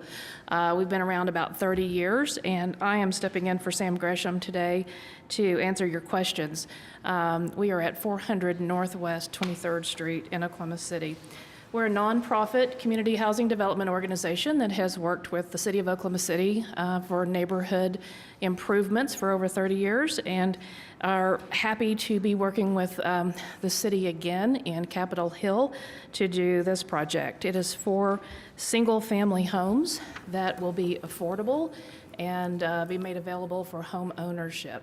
This is something that this neighborhood very much wants and is in line with the goals of the Strong Neighborhoods Initiative and is coming about at an exciting time. We have about $5 million that the city has invested in this neighborhood, $3 million of it in the new plaza that is being constructed, and this site is about a block away. So we're excited to get this built. We're asking to put 4 single-family homes essentially on 4 lots, on 3 lots with 35-foot wide lots by 140.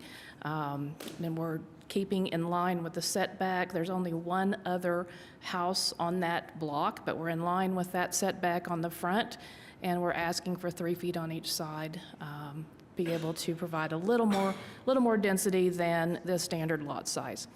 Happy to answer any questions. Thanks.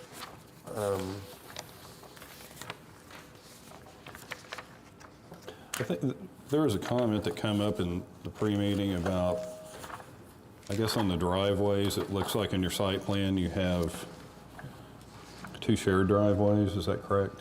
We do. We wanted to cut down on the amount of concrete that would, be required if we did 4 homes and 4 driveways. So we think with the design, with the porte cochere, it works very well just to have those 2 curb cuts and then, those driveways then fatten out for each home. Because I think your PUD, or your... Yeah, it states the access that there's multiple accesses. 2 access points for each lot, one onto 26th Street and the other onto the alley. I think that was the question, was what actually do you want? The alley is not scheduled to be improved at this time. There's a major elevation drop of about 6-8 feet on the very back. That's an unimproved alley. It's not paved, so it would be quite a chore, on our part or on the city's part to be able to bring that alley up to grade and make that usable. It would be wonderful if money was no object. That's never the case with nonprofits or municipalities, but I think we have adequate access, nice, generous backyards, and I don't think it's necessary to the project. It would be lovely, but it's not at all necessary. Okay, so you'd be willing to remove the alley access from your application? I think, Commissioner, I think Sam put that in there in case there was a move by the city to want to improve that alleyway. So yes, there's not any plans at this time to use that access. Okay, would you be willing to take it out of the PUD? Sure. Or SPUD? Yep. Okay. And what's the concern? Well, Given because that it's each not lot would improved or we'd have 4 access points on 26th Street and then 4 on the alley. We have 2, I think we have 2 access points on 26th. Right now, right? Right now, as It's per written the- that you could have 4. 4. So it'd be total. That's the part we need to adjust. Right. So we would limit the access onto 26th Street as 2. 2 cuts. I was not aware it was said 4 on 26th. I thought it was 2 on 26th, 2 from the alley, for a total of 4. But I may not have read it correctly. No, it's each lot could have 1. Well, each lot have 2 access points, 1 from 26th and 1 from the alley. Right. Yeah, so we're willing to forego the alley access since it's really not feasible at this time. Maybe Barry wants to come up and explain. Yeah. Come on, Barry. Barry Lodge, Public Works. My concern in looking at it was that in the PUD, it said that each lot would have, could have 2 accesses, one onto 26th and one into the alley, which would give us 4 potential driveways on 26th Street. and where the site plan shows 2. And I kind of like the idea of the shared and limiting the number. What I would like to see in there is that it be specified that the driveways would be in accordance with the conceptual site plan that it was included as part of the PUD application. Then, in the future, if they came back and wanted to add units and on the alley, maybe you come back and have an amendment to it or a new PUD for that. But that's my concern with it was it was actually specified that each lot could have an access to 26th Street, which could be construed, while they do all have one, it could be construed as 4 driveways out onto 26th Street. So that was my concern with it, and if we could get that restricted to the 2 that are shown on the conceptual plan of the PUD, I think that would satisfy all of my concerns with it. Oh, sure, that's not the way I read it, but if that's confusing language, let's clean that up. Because the site plan is our intent. You're committed to the shared drives on 26, so. Yeah, I like that idea too. And I think it's a nice layout. I think you achieved your goal with reducing the concrete, so. I agree. I'm going to stop talking. I hate to take away their access onto the alley, given that it's so unlikely that it'll ever be improved, but I guess that argument goes both ways, so. Right. I think we can leave the alley. Okay. I wouldn't want 4 access points onto the alley, but maybe it wouldn't matter. It's not like a street, but. Okay, we're going to go with that. Anybody else? Anybody else? Anybody else? No one had signed up to speak. Does anyone want to speak on this item? So do we still have future access if the alley were to be approved? Is that right? Okay. Yeah.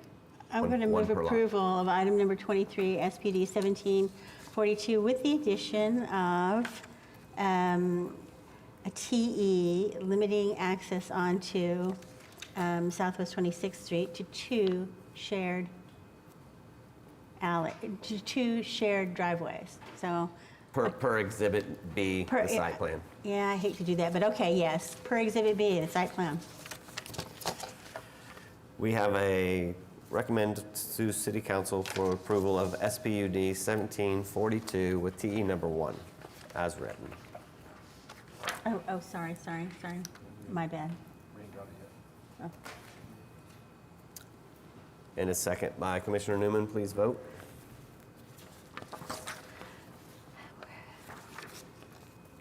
And you're approved.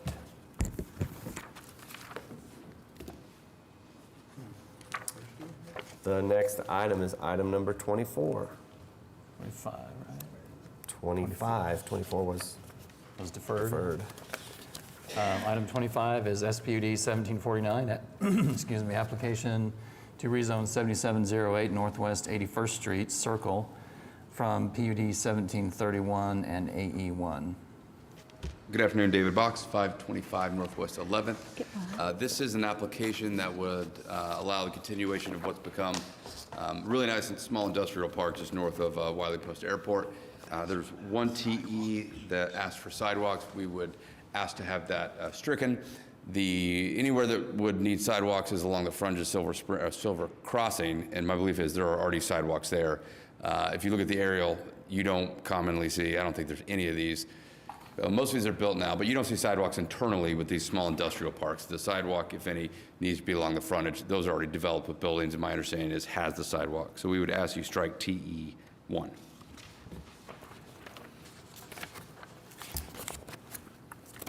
No one has signed up to speak. Does anyone want to speak on this item? No, I don't think so. Anyone want to take this? I'll be glad to. Do we have issues with respect to the sidewalks that we want to talk about? Are we sure that there's sidewalks out on Silver Crossing on the 2 existing buildings that got pulled out of the exhibit? I believe so, but even if they're not, it's not a part of this application. But if they said they would build them when they developed the rest of it, and then they pull that line back, then that's a way of kind of switch them, swatch Well, them. whatever would be obligated under the existing zoning on that site wouldn't be modified by this. So you're saying that if they do have sidewalks, then They'll have to build, no. Or if they have, if they If are it's obligated, required. it's obligated. What we're saying is internally within the industrial park that doesn't touch a thoroughfare, we think sidewalks make no sense. No one's, yeah, we discussed it during the pre-meeting. That's why this is, coming back up. And, Sure. and Public Works did say something about the two properties on the east side of the development and the concern for sidewalk. And he just wanted to leave the T in. no, we're not doing sidewalks internally. It's going to be all concrete. So the question really is whether PUD 1731 requires sidewalks along Silver Crossing, whatever it is, Boulevard or Street or whatever. And Well, I right. bet we don't know the answer to that question. I don't have, I bet staff can pull that up real quick.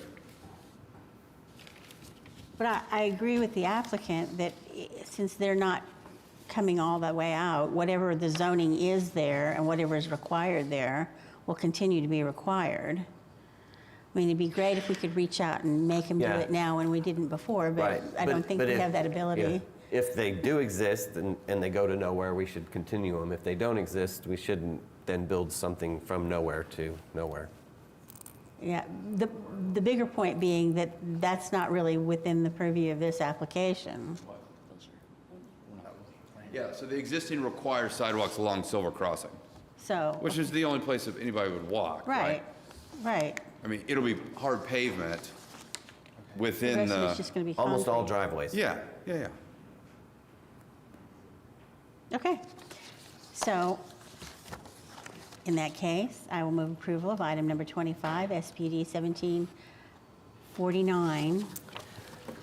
Thank you. We have a motion to recommend approval to City Council, SPUD With 1740, Striking the T. striking the TE number 1. 1749, striking TE number 1. Sorry. And a second by Commissioner Meek. Please vote when available. Is there still some question about No, what I we're doing? asked why it came up, because, Oh, I mean, surely, don't muddy the water. And it passes, thanks.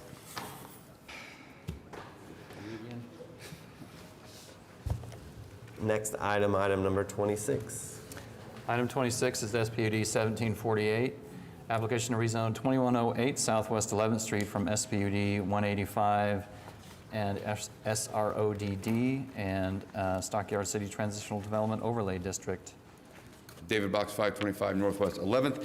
This is an application that actually went before the UDC yesterday, received a 6-0 recommendation of approval. This is interesting in that the current zoning on the site, it's an old one, it's SPUD 185, and only one use is allowed, and it's outdoor storage of automotive parts. We want to build a building to have everything inside.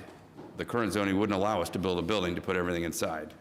So what we seek to do is build a building, have everything inside. We don't allow outdoor storage. Again, this is a bit interesting in that it's in multiple overlays.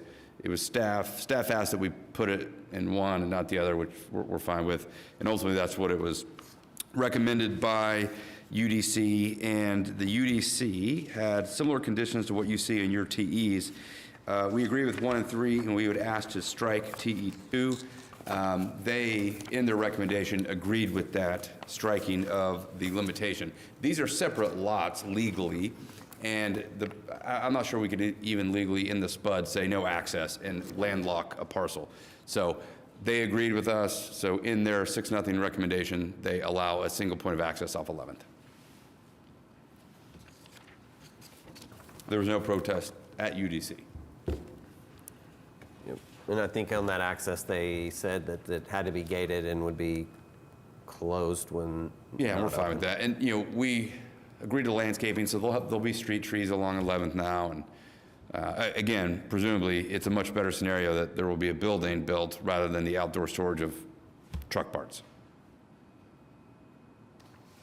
Never seen a spud that limits it to the one thing that everyone always fights about. Nick Gales was on Planning Commission when this was approved, so perhaps call him and ask him. It has, yeah, that just seems really odd to me, 185, that's a way back.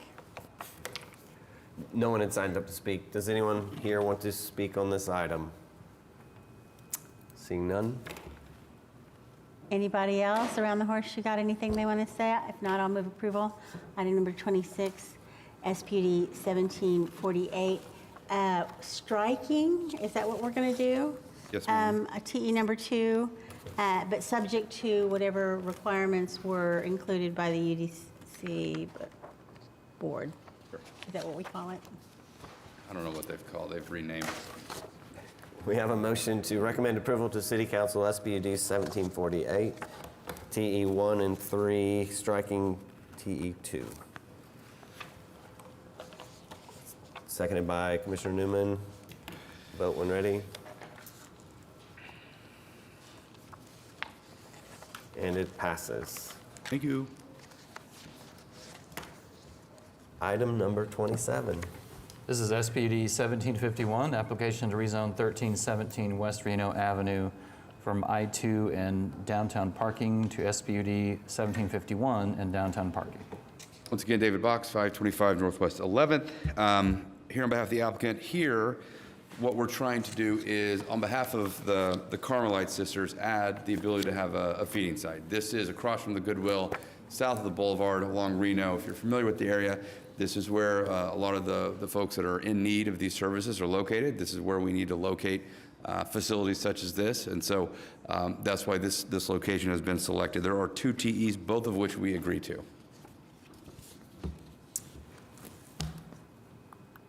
No one signed up to speak on this. Is there anyone who would like to speak on this item?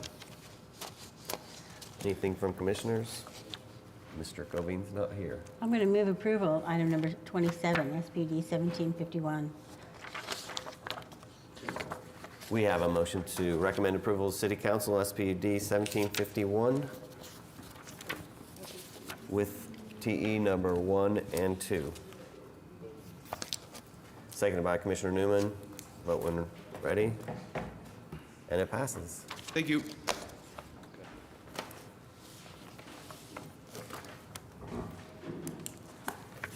Item number 28. Item number 28 is SPUD 1752, application to rezone 1007 West Eubank Street from C3. Once again, David Box, 525 Northwest 11th Street, here on behalf of the applicant, who's also here with us, as well as the architect. So this is an interesting site. Northwest 36 and Western is a pretty prominent intersection. There was a building on there many years ago that burned down, and it's sat vacant ever since. And I say it's interesting because this is an area that is lots going on, big traffic count, close proximity to many rooftops, highway. It's in an area of the city that's very desirable, but for reasons unknown to me, it sat for a while. And so in steps my client and is looking to do a multifamily development. Jared, could you go to the, let's start with, let's go to the renderings if you have them. So what we propose is a 4-story multifamily building, mixed-use concept with the ability to have some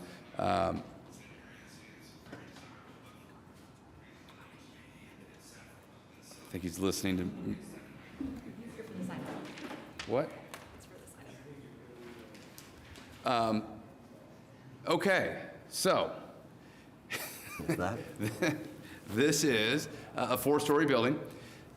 It's in the urban medium LUDA, and the density ranges proposed are right in line with what we would expect to see in the urban medium. Real quick now, Jared, if you go back to that. So if we'll look at here real quick. We've taken great care to put the structure to the intersection, leaving that parking to the east. And along our eastern boundary, there are some fairly sizable trees that will be maintained and kept within our easement there to the east to the extent possible. And if you could go to the now zoning map, please. So the intersection is really dominated by commercial. You've got on the northwest corner, in addition to what says retail, you've got the Cock and Walk bar, you've got the furniture store to the northeast, and then to the west you also have commercial, and then you have a wonderful park and the Boys and Girls Club. So you have kind of built-in amenities that are right there in close proximity to the development. So we think it's a project that is much needed. Building density in this part of the city is, I think, nothing but a good thing. There are a couple TEs I want to visit about, and then I think we're going to be adding some TEs. So TE1, we agree to. TE2, I think we need to modify. Exhibit B is the site plan, and it doesn't reference height. So staff, I think what they're trying to get at is limit the height. So what we can agree to is a maximum of 4 stories for the height. As it relates to parking, what we can agree to is 1 parking space per dwelling unit up to 47 spaces, which is what's reflected in the site plan. Our intent's going to be to go seek additional parking spaces up and above over the 47. That would be on-street parking on Western, as reflected in the site plan. That requires Traffic and Transportation Commission approval, so we don't want to commit to it without the known quantity of being able to do it. So minimum of 47, we believe we'll get more, but that'll be a secondary process that we have to go through. On TE4, this will be a new one. What we would propose to do is require all of the non-residential uses included within the SPUD to be accessory uses to the residential use. The fear being the multifamily doesn't get built and it's just a series of restaurants or commercial developments. So make clear that the non-residential uses within the SPUD are accessory to and tied to the residential uses. TE5, no rooftop patios shall be permitted within the development. And finally, TE6, that trees along the eastern line will remain.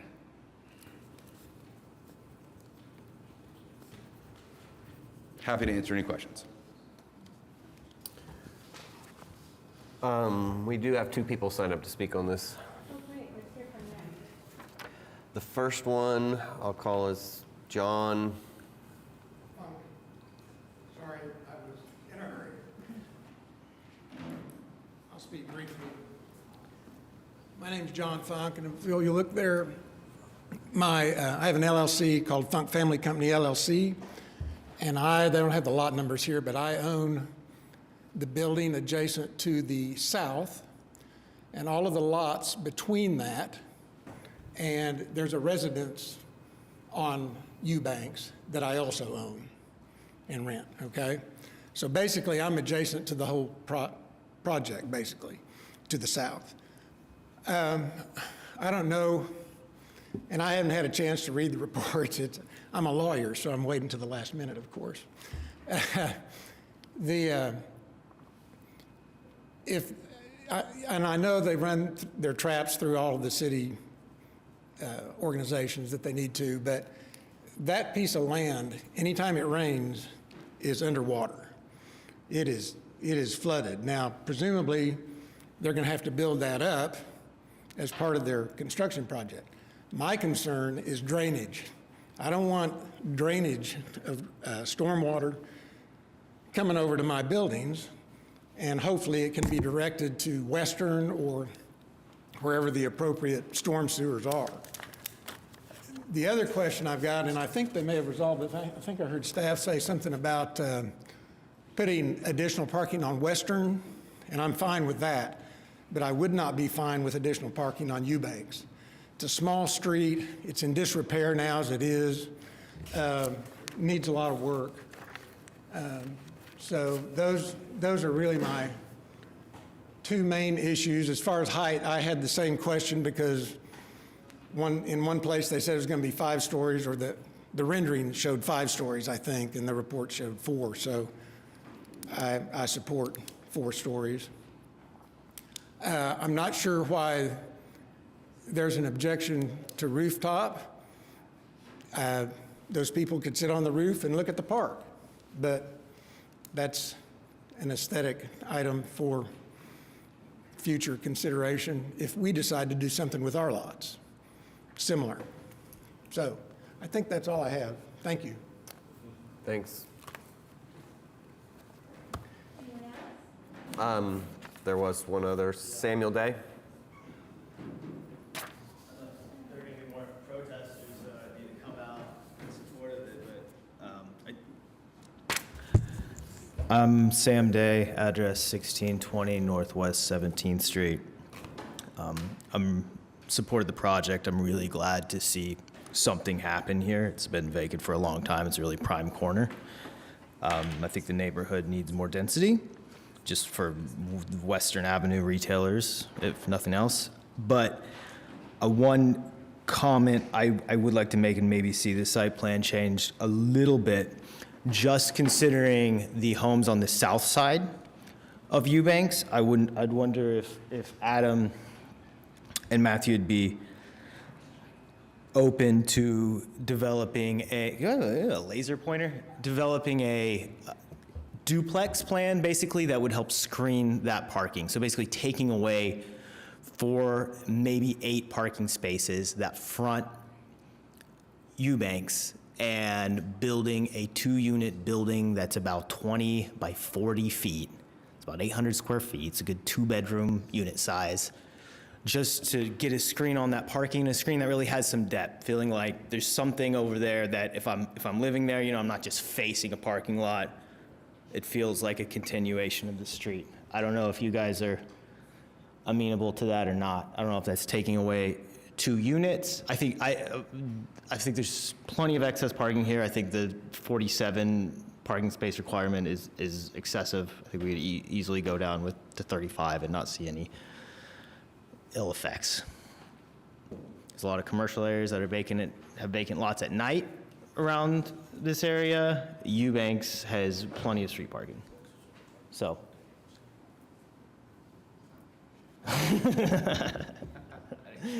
They accept. I was going to see if you guys could add a 20-foot by, what is that, 38-foot duplex and take away those 4 parking spots. Right. To screen the parking. Just I think that interesting. 36.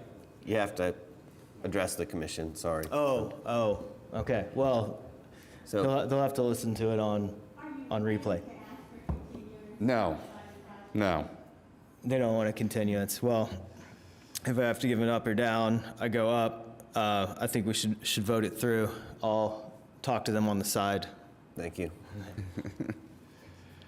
So on the drainage, we'll have to meet the drainage ordinance, and we're also going to be tying into the storm sewer, so it'll likely be taken all underground. And It's that they're not going to be able to design their drainage in a way that's going to impact surrounding properties. To Berry Lodge Public Works, they will have to comply with the drainage ordinance. What that looks like specifically for this site at this point, I don't know. It is true that it floods. It is very flat out there. Yeah. And so one of the things that we'll look at when the permits all come in, they will have to, as part of the drainage ordinance, will be detention. They're going to have to address that. Now, this was a previously developed site, so because of that, they can get credit for that previous development within reason. Building burned down, if that was 5 years ago, we say, yeah, they can get credit for that existing hard surface. If it was 20 years ago, then they don't. So somewhere in there, we look at and make that determination. If they choose not to provide detention, then they will have to provide calculations to us to show why they shouldn't.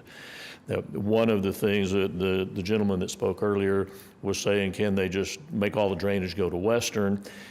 We really can't do that. We need to honor the existing drainage pattern. If some of that water historically went to Eubanks, that is typically where we're going to want it to go now.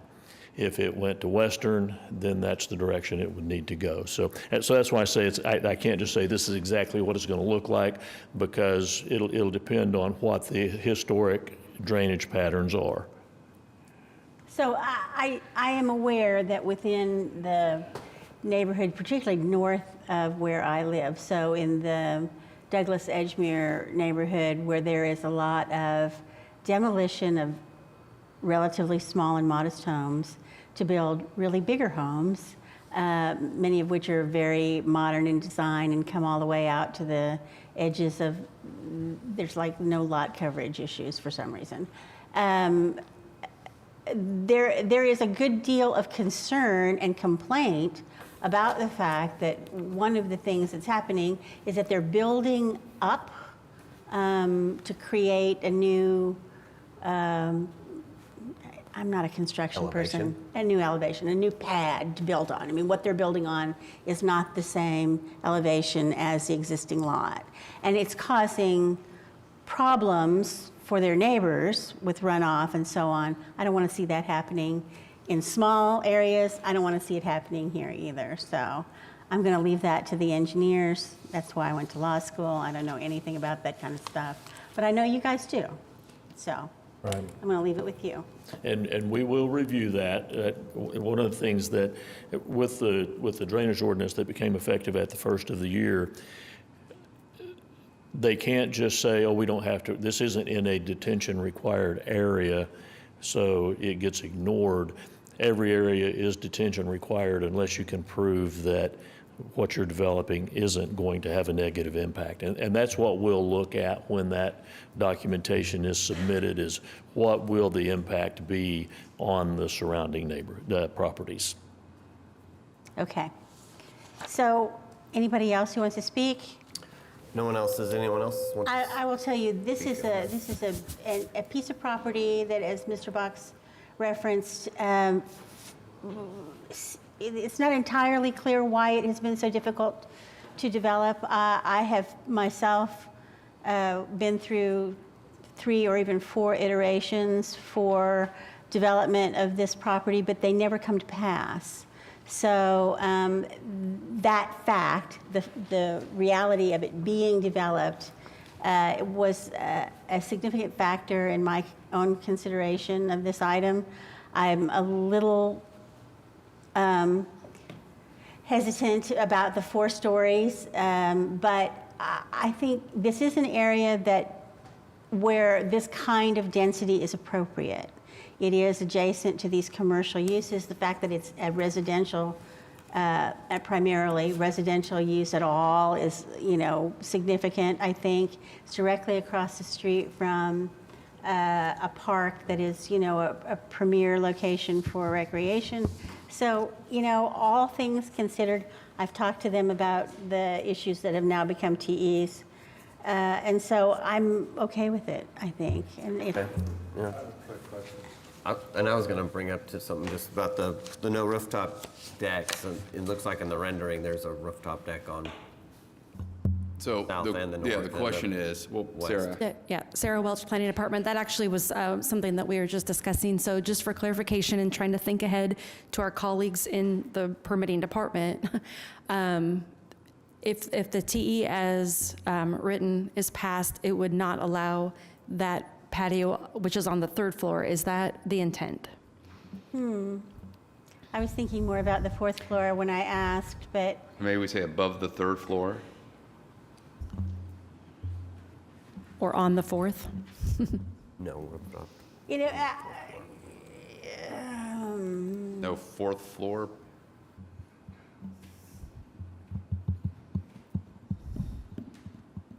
yeah, let's go 4th floor. No 4th floor patio, outdoor patio space? Rooftop. So that would Patios. disallow this. No. No, because that's on That the is the 4th 3rd. floor. 1, 2, 3, 4 is where the patio is. Above the 4th floor. The rooftop above the 4th floor. Rooftop above the 4th floor patios shall be excluded. No, I'm just saying that there's 3 stories and then the rooftop patio, so that is the 4th floor. Yeah, so what I'm saying is above the 4th floor, no rooftop patio shall be permitted. Okay. Oh, gotcha. And I think that solves it. Or even on the 4th floor, no rooftop patios. I mean, I understand what you're saying, Jeff, but we'll On the 4th floor above. We'll make that Yeah, work out. We'll get some language that we think permitting can live with. But you're okay with it as shown? I am okay with all the right. rendering. It's on top of the top. Does it go all the way across the building? No. Okay. Adam, He said no, but he's not on the microphone, so. so come up and tell me that. What's on No, it doesn't go all the way across the top of that floor, and I completely agree with the language that we shouldn't have them on the rooftop, on the rooftop, but third floor, I think it's appropriate there. Okay. I have a quick question probably for you. Yeah, go for it. With the setbacks on 3 sides being only 5 feet, and all we have to make this decision today on this spud is this one site plan. Sure. Talk to me about mechanical units, like, are we talking about split systems? Is there gonna be a compressor fields along the edge? Or they No, gonna be these built are all in the be walls? rooftop mounted. All for Yeah. rooftop, okay, and that's baked into this? Yep. Somewhere? Because I Yeah. didn't see it. It's in the planning of the building, yeah. Okay. And then we were looking at the parking. I think we said 47. I don't know if we can get that to 42. Or 47 is where we're set at.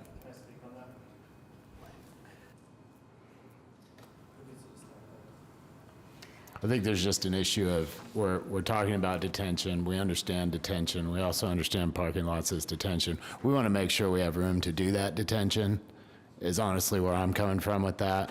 We want to make sure that we've got the right kind of property area to do the detention that's going to be required. I've already talked to a civil engineer about the site. We understand the conditions of the site, we understand the drainage. We believe detention is fully possible here. But we don't want to put ourselves in a pickle. And I totally get that, and with all due respect to Mr. Day's views about parking, I drove down Eubanks today, again, for about the 10th time in the last week, and it, you know, with people parked on it now, it is a very narrow. Yeah, we don't want to flood that I was street. literally thinking about, you know, could a fire truck get through here? So I don't want to do anything to encourage Yeah, the residents of this I'm facility happy with to it be as it parked is, on honestly. Eubanks, so. Yeah.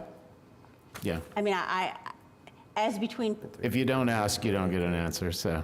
I want to say one thing in support of it is that bringing it down to 42 does give them the opportunity to screen the parking lot, like I was suggesting, with a small building there, just so these houses on the south side of Eubanks aren't fronting a lit parking lot, and we can kind of do some mitigation there, and it's not going to be, they might be able to figure it out, but I think it's going to be hard for them to figure it out if we hold them at 47. It kind of says, hey, you got to dedicate at least half your site to being a parking lot, if we ask that. I understand which way you're going, and if you took it from 42 to 47, that's only buying you an 8.5-foot strip of parking all the way along the edge, and that would, I don't believe it would allow any kind of duplex or any kind of unit with that size. I think an increased landscape. But it could increase a good That's what I'm landscape thinking. buffer. I could Yes. fit a Yep. I could fit a two duplex on 4 parking spots.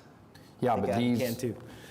yeah, you could just take 4 out of the center. Yeah, that's what I'm saying, just okay. take those 4 off, block Okay, it, yeah. but I was thinking more of I'd be taking, okay with 42. taking 42 Minimum. and one strip all the way along to get an 8-foot landscape buffer. Well, I think on the sides, you get a little bit of Yeah. a wall and landscape buffer too, but right in the middle, I think breaking it up with the building helps a lot. Put more pressure on traffic commission to give them on-street parking. Yeah, exactly, on Western, right. okay. I'm trying to be reasonable. I will do whatever you want to do.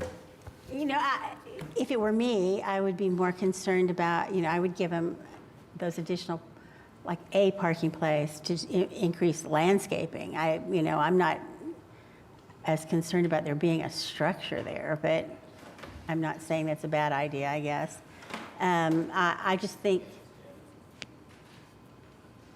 and yes, there are 2 homes that will be looking at this parking lot. So whatever we can do to facilitate that, if they need to reduce their count by, a couple spaces, I guess I'm okay with that.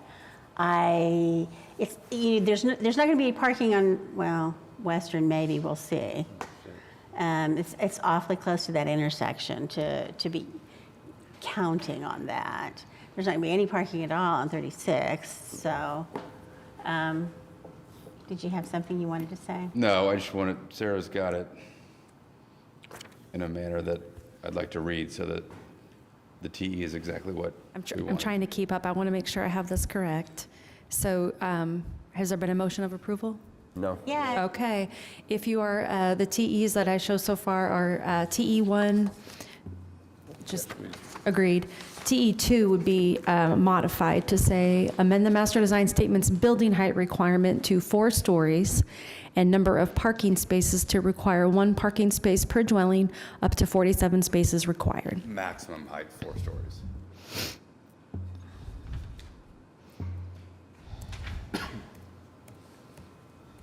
Agree to TE3 as written. TE4, the non-residential uses permitted within the SPUD shall be accessory to the residential use. TE5, no rooftop patios above the 4th floor. 6, the trees will remain along the eastern property line. And with those notations, I will move approval. Item number 28, SPUD 1752, with the TEs as read, striking, we're not striking. Modifying TE2. As read, modifying TE2. With that, we have a recommendation for a motion to recommend approval to the City of Oklahoma City Council, SPUD 1752, with Ts 1, 2, modified 3, 4, 5, and 6 as read. You're really good at that. Seconded by Commissioner Meek. Vote when ready.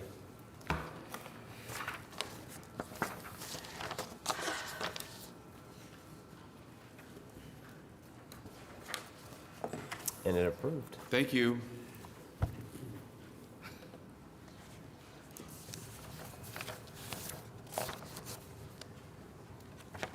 Last item, number 29. Well, we've got to go back. Item 29 is SPUD 1753, application to rezone 1629 Northwest 16th Street from SPUD 1106. Hello, David Box, 525 Northwest 11th Street.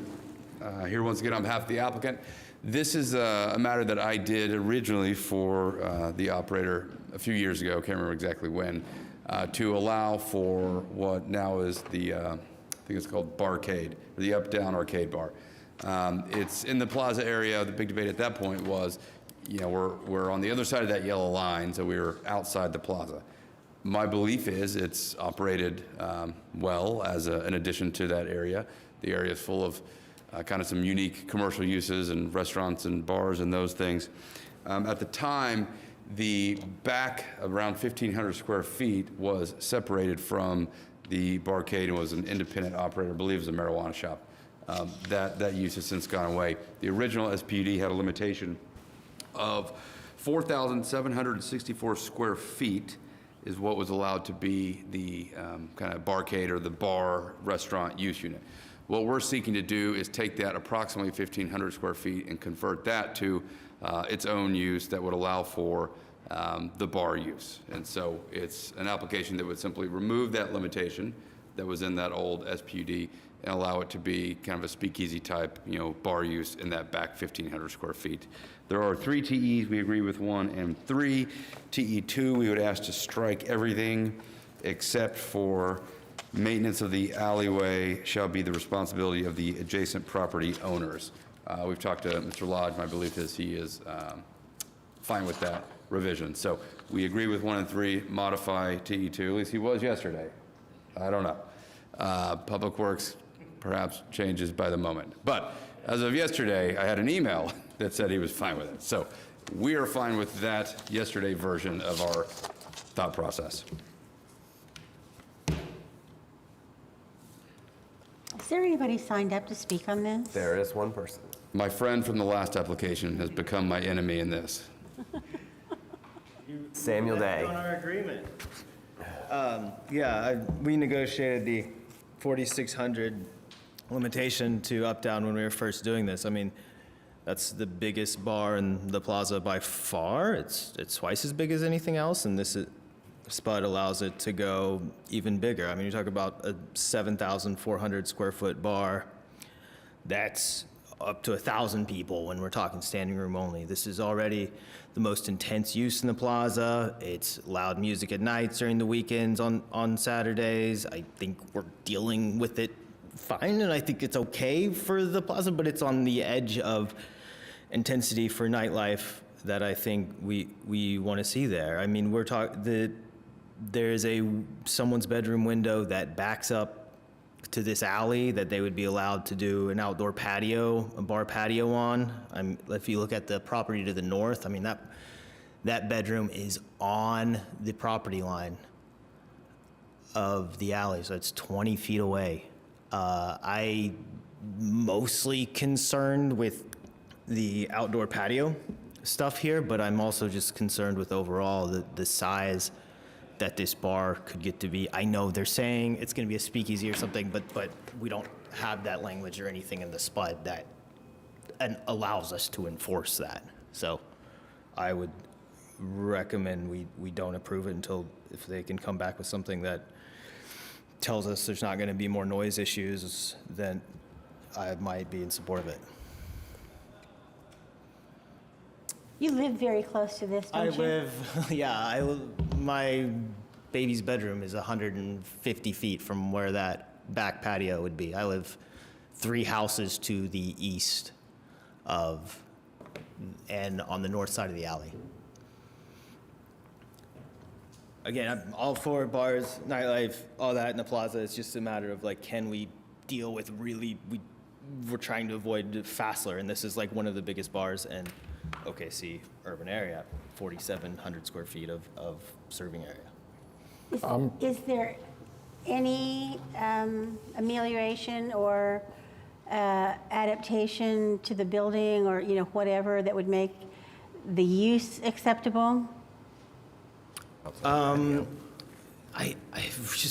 really big. I'm just asking, and no, 100 it's square perfectly good feet. Just answer. the amount of people, the amount of drunk people, the amount of fight. It's like as you get bigger, that goes up exponentially as it becomes a larger and larger bar, right? If it's not designed properly with the proper exits, then the occupancy count, no matter how big the square footage gets, if egress routes aren't properly installed, then the occupancy count's going to be lower per the fire marshal.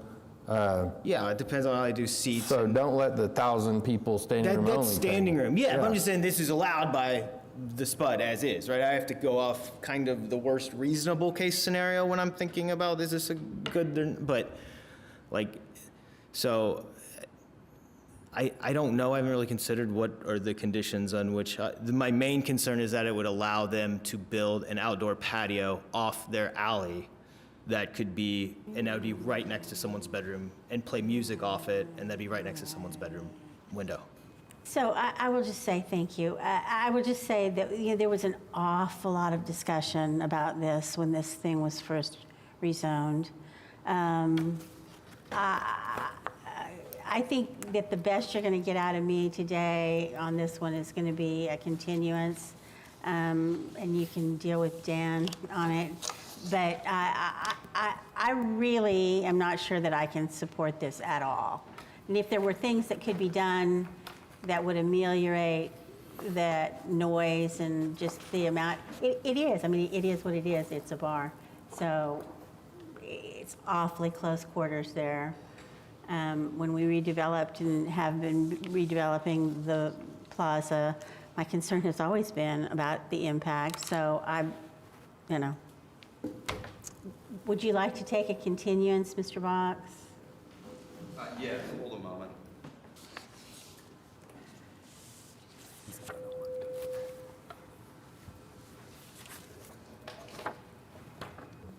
All right, we'll defer it. We'll do August 14th for now. And we'll get with Sam. Okay. I'm going to move for deferral of this item number 29, SPD 1753, until August 14th. Thank you. We have a motion.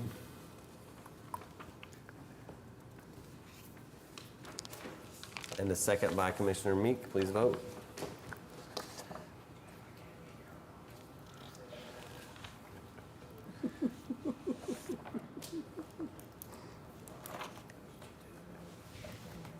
And it's approved. I didn't see it either, but she gave me the.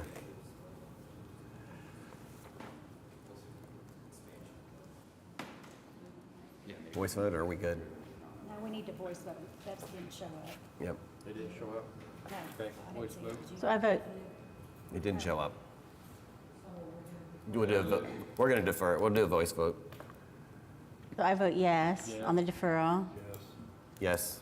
Yes. You know, they used to have this thing in this very room. It was right there, and it never failed once. It was red and green. Back up. Green meant go, red meant stop. And it was instantaneous. The excitement that came from that. What is this? Janice, Jeremy. This is Jeremy. that's not what this is, though. This is another one. No, it's the same one.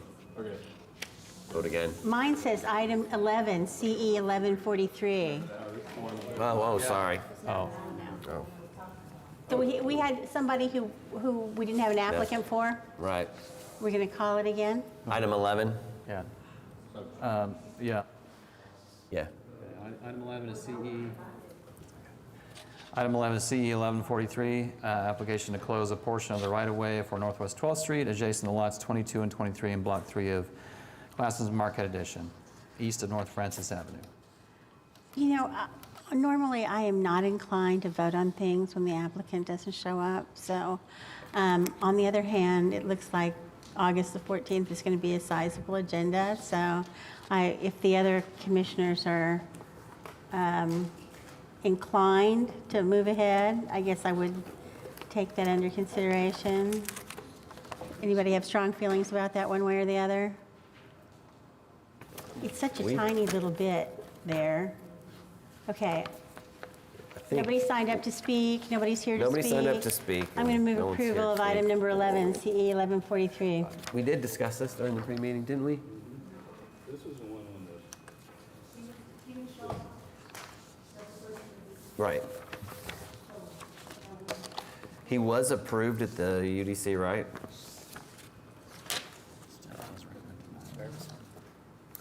And staff has a recommendation of denial. Oh, we do? I'm sorry. And it has to do with just the easement release. And so I would rather defer it. Okay, let's do that. I'm going to move We to already voted, defer item number 11, CE 1143, until August 14th, I guess.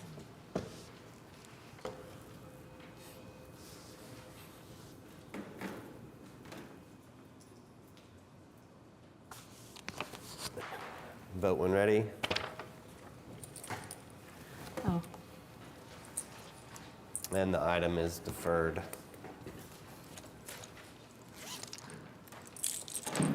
Mr. Day, I want to see baby pictures.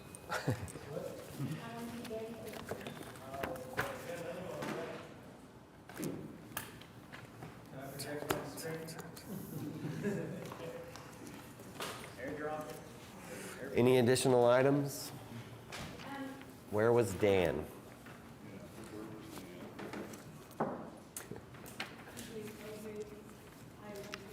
Yeah, planning commissioners. I just wanted to take note of the passing of Eric Groves. He has been a preeminent land use lawyer in Oklahoma City for as long as I've been practicing law, which is longer than I want to say. Incredibly smart, incredibly organized, clear thinker, always ready to take on an unpopular cause if he believed it was right. He will be a real loss. Former city council member from Ward 2 had really given a great deal of his life to the improvement of the city of Oklahoma City. So we will miss him. Thank you, yes. Anything? Bobby? Chris? Happy to be involved. Planning Department? No, nothing. And they've all left you. Municipal Counselor's Office? No. Citizens to be heard? He's hanging out to show baby pictures. With that, meeting's adjourned. Good job, Don. Got better, I think. Hey, by the way,